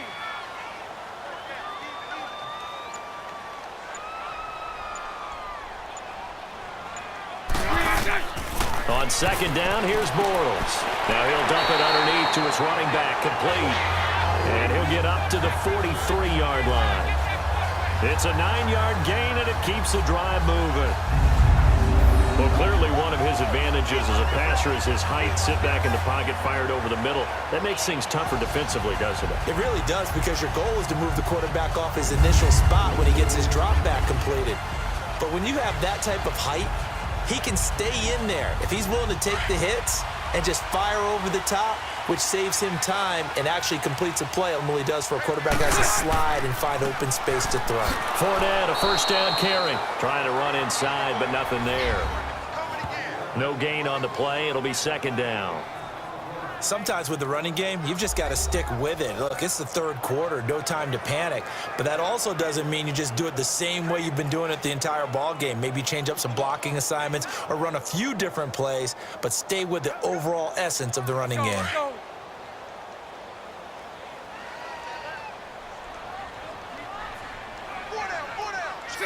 Green 80.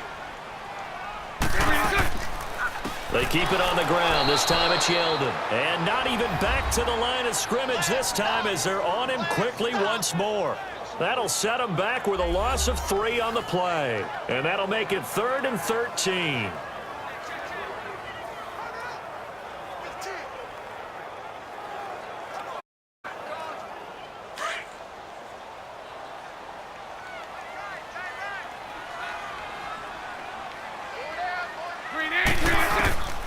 From the gun, it's Bortles.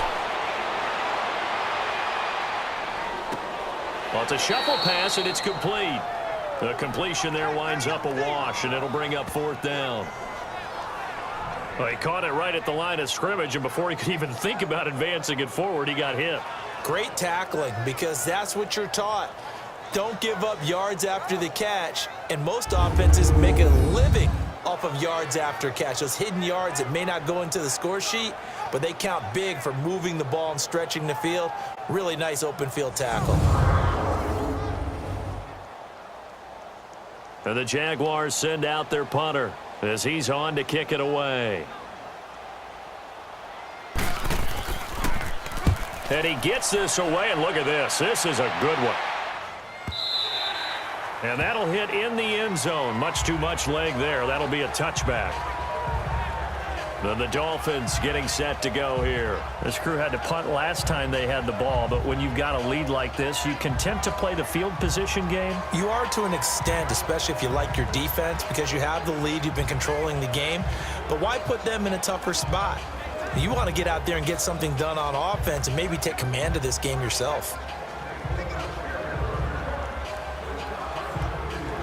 Tannehill and the Dolphins break the huddle. Come up 1st and 10 at their own 20-yard line.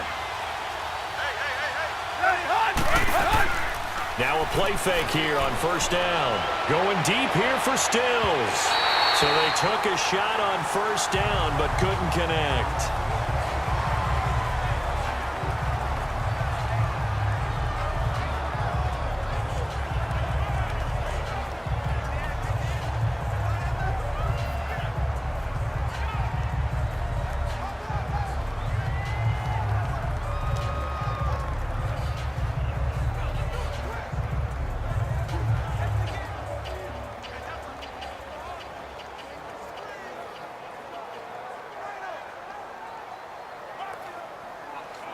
After the incompletion, here's 2nd and 10 from the 20. Let's go! Blue line! Blue line! They'll run it now out of the gun. Absolutely nobody fooled there. He's going nowhere fast as he stopped behind the line of scrimmage. He lost 2 there, and it's 3rd down. So statistically, both of these offenses have a rough time getting a running game going. But, boy, what a nice play there defensively. Tackling him behind the line, but you're right. You look at the numbers. Neither side looks on track in the ground game. The Dolphins on 3rd down. They've converted 3 out of 5 thus far. This is 3rd down and 12. A first throw for the backup Osweiler. He sets to fire deep. Thrown across his body, and it's intercepted. Picked up by Jalen Ramsey. And this one will be returned to right around the 38-yard line. Okay, partner, no surprise to you. I'm going to look at this from the defensive perspective. In the rain, you have to be more cautious trying to cover passing routes.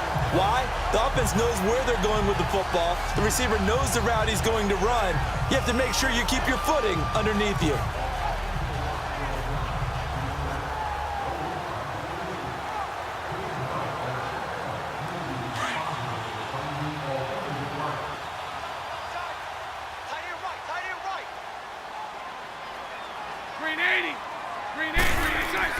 So after the INT, it's Bortles. Blitz coming, and down he goes. Stephon Anthony coming on the blitz. He gets him for a loss of 7. Man, he got in there so quickly, Charles. What could the offense have done to adjust and account for that? But what you're hoping is that you figure out and you see and get a clue that maybe there's going to be some pressure coming at you, and you change the blocking schemes. Maybe you go to max protection. The biggest one is maybe you bring your running back in to try and keep you clean. But in that case, that didn't happen. 0 accountability, and a sack resulted. And that is going to do it for this 3rd quarter of action. We'll return with more after this. You're watching the NFL on EA Sports. Back now in Jacksonville. It's Jaguar football, but a little work to do for them. They trail here as we start the 4th.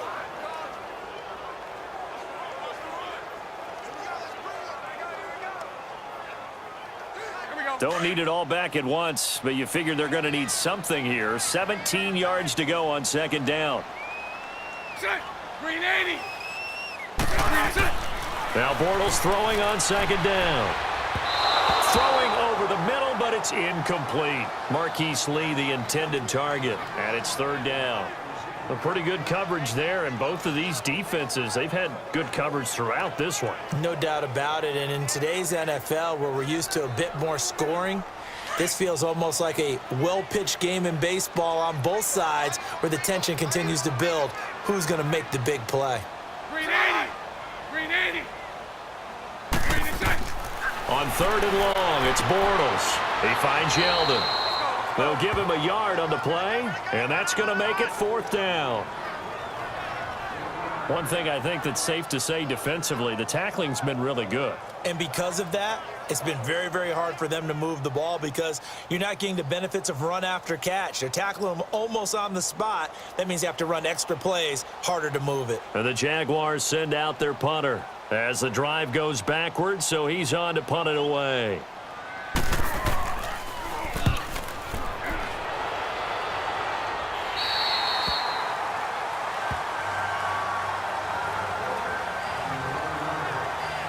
Come the Dolphins now.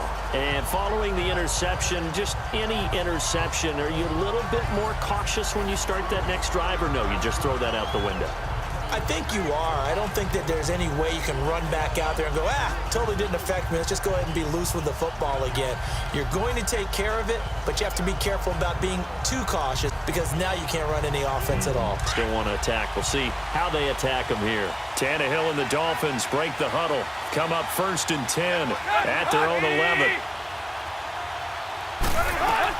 They'll start the drive with Drake. And he'll take this one only up to about his 13-yard line. Just a yard on the first down carry, so it's 2nd and 9. Well, Brandon Pace comes into play now because they've got the advantage. They've got the football, but they've got to be very careful about what speed they're going to play. You know, my music teacher back in New Paltz, Mrs. Bythema Bagley, used to say, don't go prestissimo when you really want to go largo. And what she meant by that is don't go too fast when you really want to go at a nice, slow, deliberate pace. I am speechless. I am without speech. Oh, the ball comes out on the hit, but they'll say it's incomplete. A second down pass play there, but it's incomplete. And that's one of the dangers of the quick game. If you only have a 2- or 3-step drop, if you don't get the ball to someone open right away, those defenders are right near the line of scrimmage, and they can get on top of you in a heartbeat. The Dolphins on third down. They've hit it 50%, 3 of 6 to this point. This is 3rd and 9.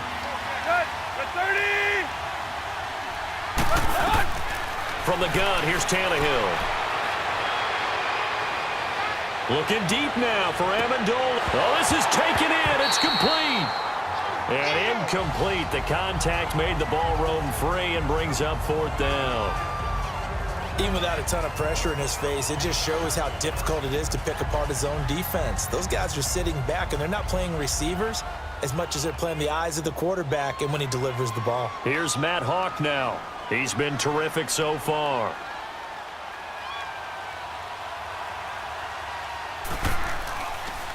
And this is away. It's a high kick, and he got all of it.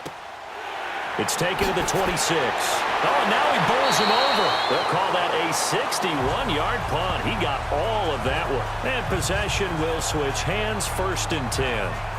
Here comes the Jaguars offense as they get set to go again. These guys had to punt their last possession, and that's become too familiar of a refrain. Too many of these drives just wound up going nowhere. But you know how in baseball, when the pitcher gets a base hit and he's on base, they bring his jacket out to him to keep him warm? A lot of times the punter goes to the sideline, puts on sweatpants or a wrap over his leg to keep it warm. He might need a massage from the trainer right now from all the work he's getting. Bortles is up 1st and 10 at the 34.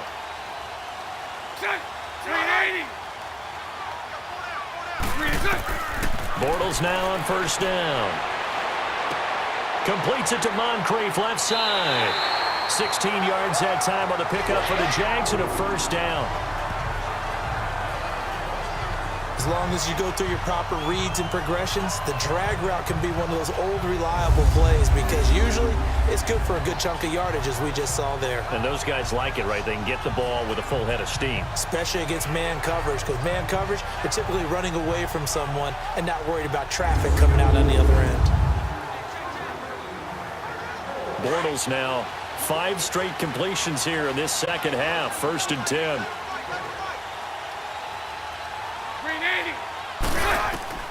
From midfield, here's Bortles. And to the tight end here, Safarian Jenkins.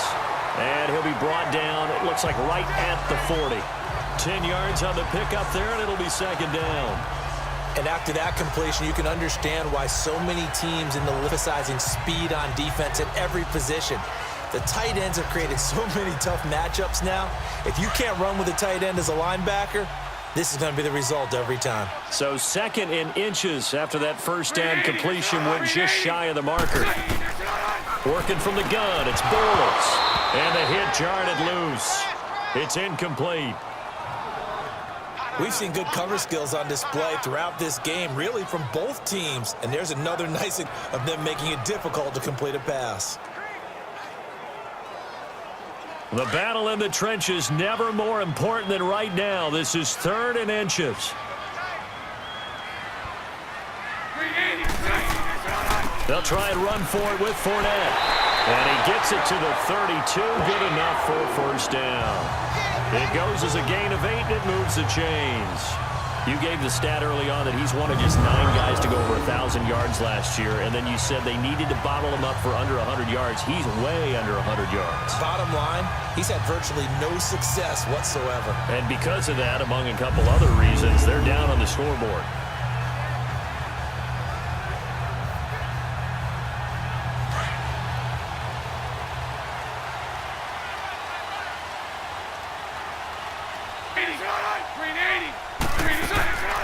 Bortles gives to Yeldon on the draw. And nothing doing. He's immediately taken down at the line of scrimmage. Bobby McCain here, the one who brings him down. Well, usually you don't think of the cornerback coming in for a no-gain play, but that's what we had there. Nice tackle. Yeah, and how about the range, too? Coming from the outside part of the play, moving his way into the inside and making that play happen. No gain for the offense, big play for the defense.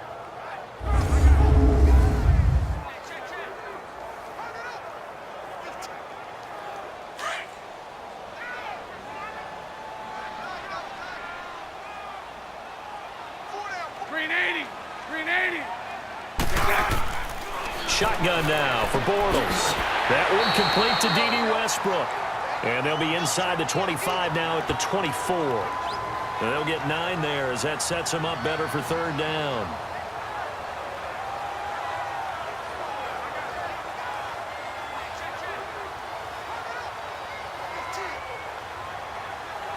This is 3rd and 2. Maybe the biggest play in this football game.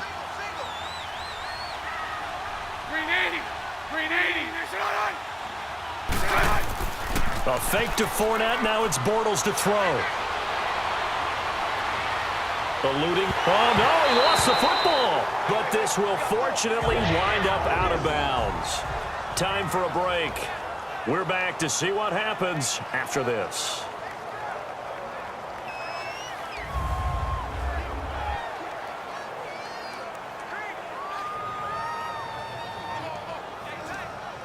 So it's Jaguar football here as we welcome you back. They come up on a 1st and 10, desperately needing a score here on what could be their final drive. Bortles on the give to Fournette, and he'll get this down only to the 18. Just a yard on the pickup there, and it'll bring up a 2nd and 9. Now the Jags are moving quickly in the hurry-up. Back to throw. That's into the hands of Westbrook over the middle. And now they're inside the 10 as he's brought down at the 9. And they'll get 9 there as that sets him up better for third down. Back to throw. And he's got it. And he will get this into the end zone for a Jaguar touchdown. As his guys are in for 6. And the Jaguars are within an extra point of tying this one up. Well, the hard part's done. Now they just need to split the posts, tie it up, but then their defense is going to have to hold up to send it to overtime. Yeah, no matter what. I know there's an inclination in it when you have momentum to go for 2 here, but if you miss it, you don't give your defense a chance at all. Plus, it's been a good game. I want to see overtime. I'm selfish. You obviously don't have a flight to catch. Tomorrow. Don't forget the extra point. It's up and good. And, partner, we've got a tie game here in the 4th. So that one a pretty time-consuming 10-play drive. And it culminates in a Jags touchdown.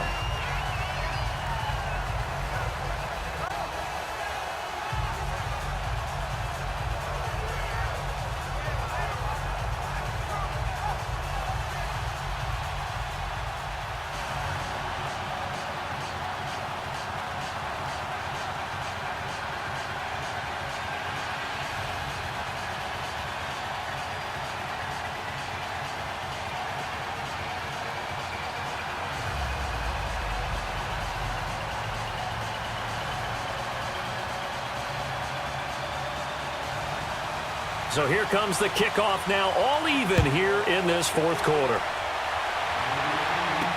Jakeem Grant now to return. And he'll take it up past the 25 to the 26-yard line. Out comes the Dolphin offense now as they get set to take over here. They've got work to do, but they do still have a bit of time here. And they've got to feel comfortable with that, but they have all their play sequences called.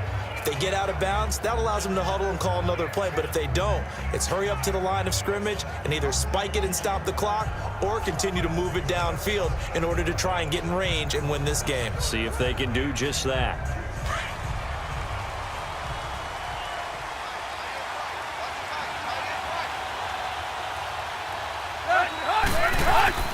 Now Tannehill. It's caught. Stills right side. And he'll get it up near the 35, right at the 34 here. A good pickup there. 8 yards on the first down completion. Now it's Tannehill. And that is incomplete. Danny Amendola, the man he was trying to get it to. And it's 3rd and short. There's definitely contact there, but it's the fourth quarter of a kind of tight game, and sometimes the officials just say, let them play. Kind of like your mom used to with you and your brothers. Just take the broom to you and send you out to the backyard and tell you to settle it yourselves. I like that, yeah. There was contact. I don't know, like he said, enough to warrant the flag. It was close, though. The Dolphins on 3rd down. 3 for 7 so far in this game. This time they face a 3rd and 2.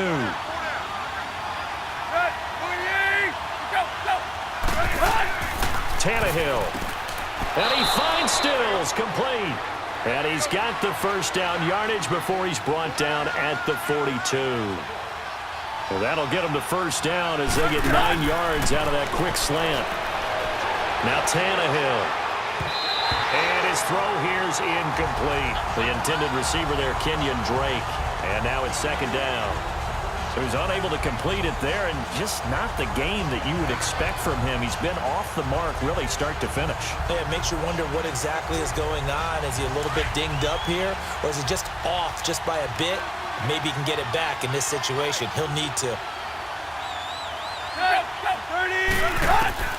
Tannehill now to throw. Over the middle, he's got Gesicki, the big 6'5" tight end.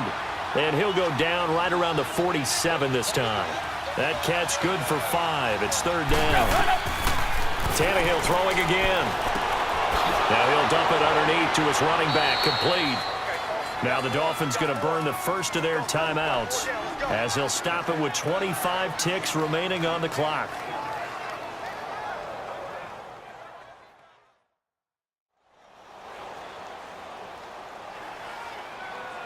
So the offense takes the timeout, and they are back out and ready to rock.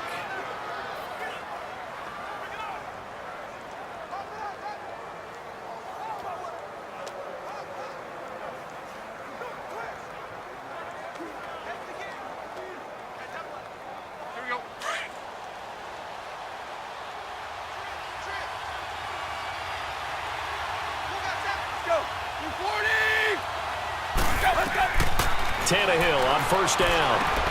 On the left side, this is Stills. And before this 2nd down play, we'll get a whistle, a signal, and a timeout. As the clock will stop with an even 20 seconds left to go.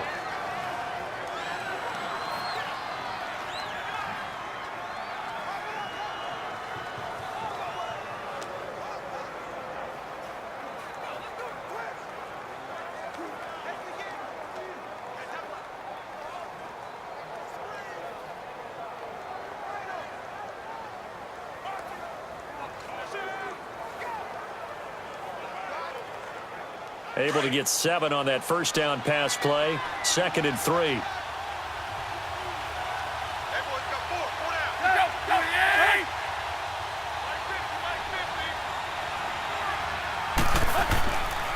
Now on 2nd down, this is Gore. And a short gain there down to the 37-yard line.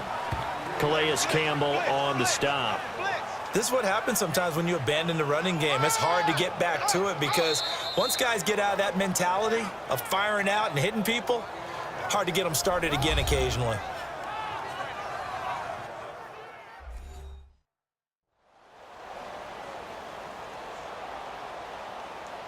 So we're back in the offense getting set following the call of that timeout.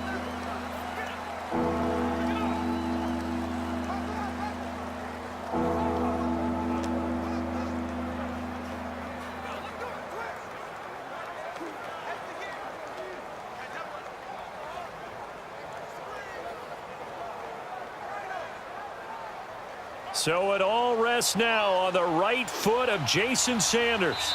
This a long one from 54.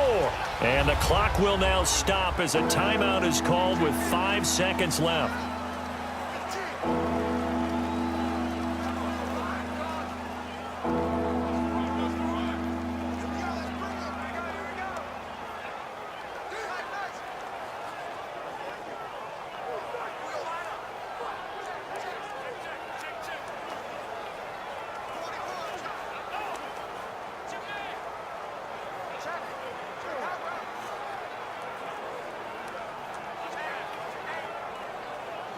So it all rests now on the right foot of Jason Sanders.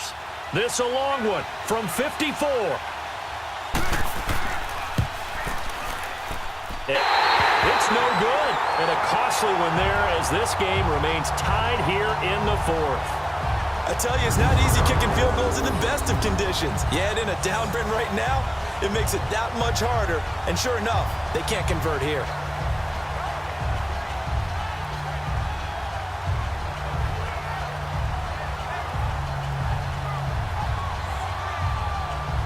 Good starting field position for them as they come up 1st and 10.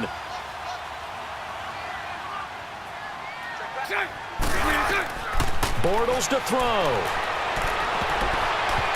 It's incomplete. Took a shot, couldn't connect.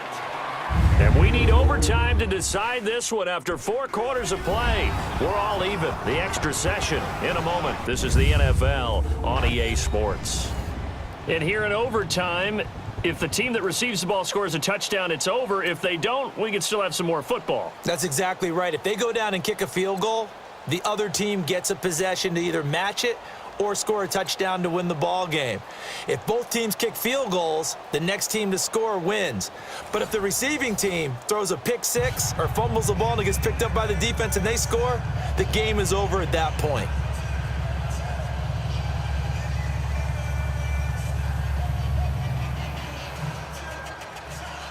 So a tie ball game here as the kick's away. To return it is Corey Grant. And a nice job there as he gets this one up just shy of the 35-yard line at the 34. And out now comes Jacksonville as they get ready to go. They control their own destiny here. They have the football in overtime. Obviously, a touchdown would win it. And I think teams around the league are still adjusting to the idea of going downfield, scoring a touchdown wins the game because they were used to just going downfield and trying to get in field goal range to win a game. Still having to make that transition. Let's face it now, the ones who are doing it best know they need to go down, attack, put the ball in the end zone, and not leave it up to a field goal and give the other team a chance. Yeah, as we said, they control their own destiny now. Micah Fitzpatrick made the play defensively, the first-round pick out of Alabama. Short gain there to start overtime. Almost a tester play, wasn't it? Wanted to see if the guys on defense were going to fit the gaps the correct way because we're in overtime. So it's not just physical tiredness out there, right? Mentally, are you still doing what you're supposed to do? And they were up to the task on that play. And certainly fatigue on both sides of the football. Oh, he almost had it. Would have been a big interception here in OT. Instead, it'll give them another shot on 3rd down. Another nice job there defensively. They've really stymied their passing attempts, and it continues in overtime. And for them to do that, that means they've had to be cohesive on defense. Pressure in the face, good coverage of not just the wide receivers, but the tight end, the running backs when they try and slip out, and making sure they're at the point of attack. When the ball's in the air, they get there and help force some of those incompletions. Green 80. Green 80.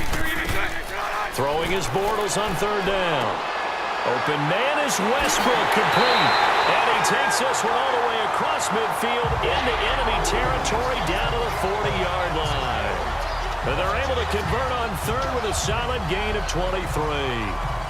And that's one of his advantages of a passer, is it not? With his height, setting back there in the pocket, firing it over the middle, he can really see everything clearly. It is, and I know that other quarterbacks get it done different ways, all right? You don't have to be his height to make a great play, but what he does is he takes away having to make those slide steps in the pocket to find angles to throw the ball through. He just throws right over the top of it because he can see everything, and sometimes that saves time and gets the ball to a receiver quicker. Now Bortles. And he'll go out of bounds after taking it a little further down inside the 40. The completion good for 3, and it's second down. Let's make this one simple. What a catch, especially the finishing part of getting his feet in bounds, toe tapping, and of course, foot dragging. A little tapestry, if you will. Oh, I like it. That first down completion only netted him 3. 2nd and 7.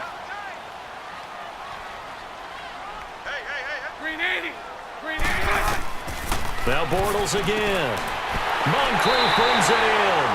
And they're able to get this one past the 30 down to the 25. Bortles to the former Colt Moncrief for a Jaguar first down.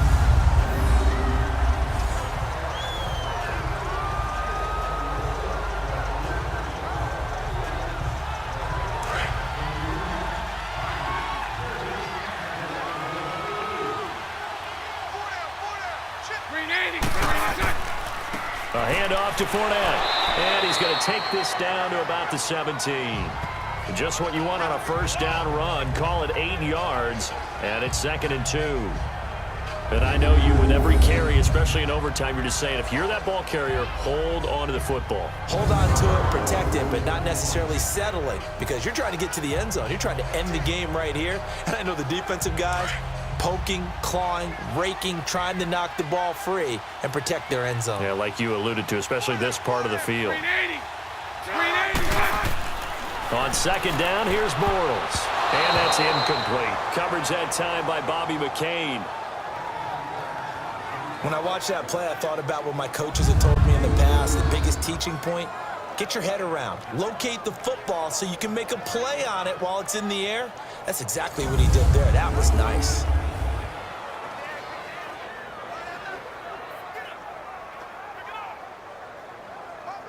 Hoping to keep this OT drive alive. Now they 3rd and 2. 380.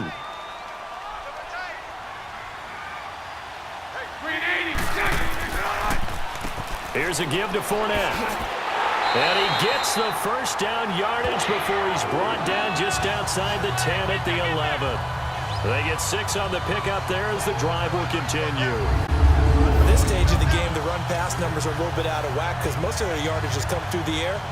But in a sense, that just sets things up for big runs like that because the defense might be a little bit off balance. They pick up another first down with that run.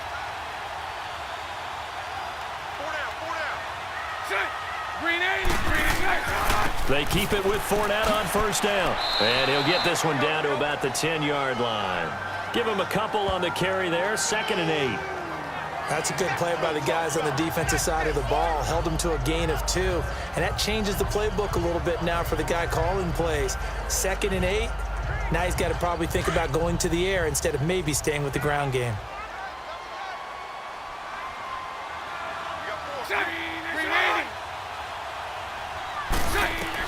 Bortles to throw on second down. And his throw is incomplete.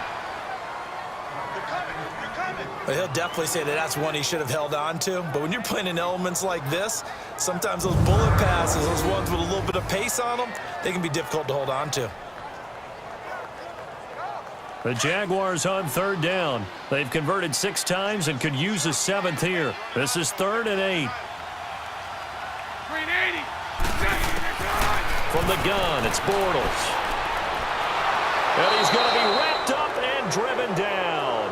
Cameron Wake in there to pick up his 2nd sack now of the afternoon. Well, this has been a pretty sizable drive. They've had some success. Finally, the defensive coordinator found some success of his own. I think he just simply said enough of that. Okay, they've moved the ball well. We need to force the issue from our end, and that's exactly what he did.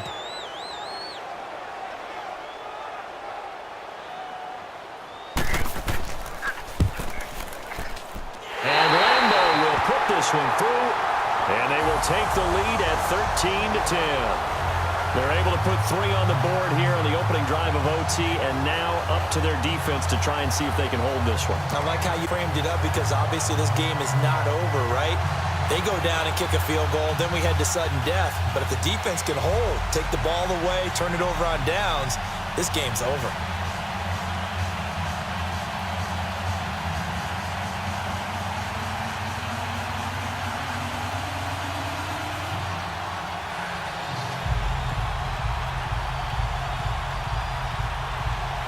Now after the made field goal, back out Lambeau to kick this one off. That'll be taken in the end zone. And he'll elect not to return this one, so they'll bring it out to the 25 on the touchback.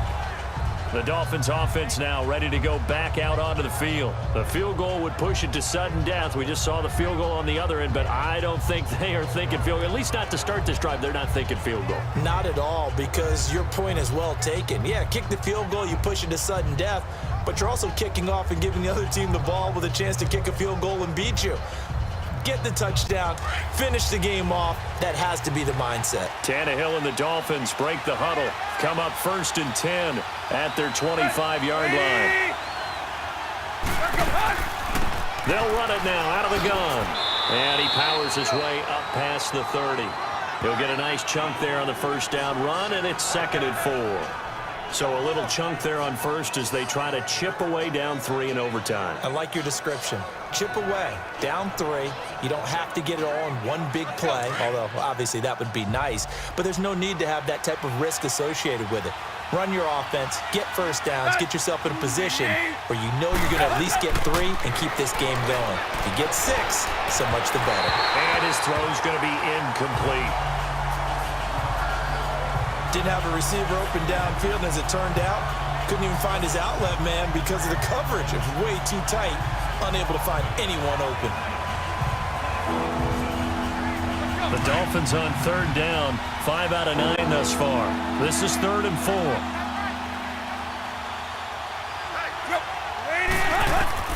A shotgun snap for Tannehill. On the right side, open is Gesicki. Good defense holds him to only a yard, and it'll be 4th down. I think the training just broke down on that play because he simply didn't run the route deep enough to get to the first down marker, despite what was a really nice catch and toe tap on the sideline. Well, that's 3rd down 101. You got to go to the marker, know where it is. They'll run. It's Drake, and he won't get there. They stop him a few yards short of the line to gain.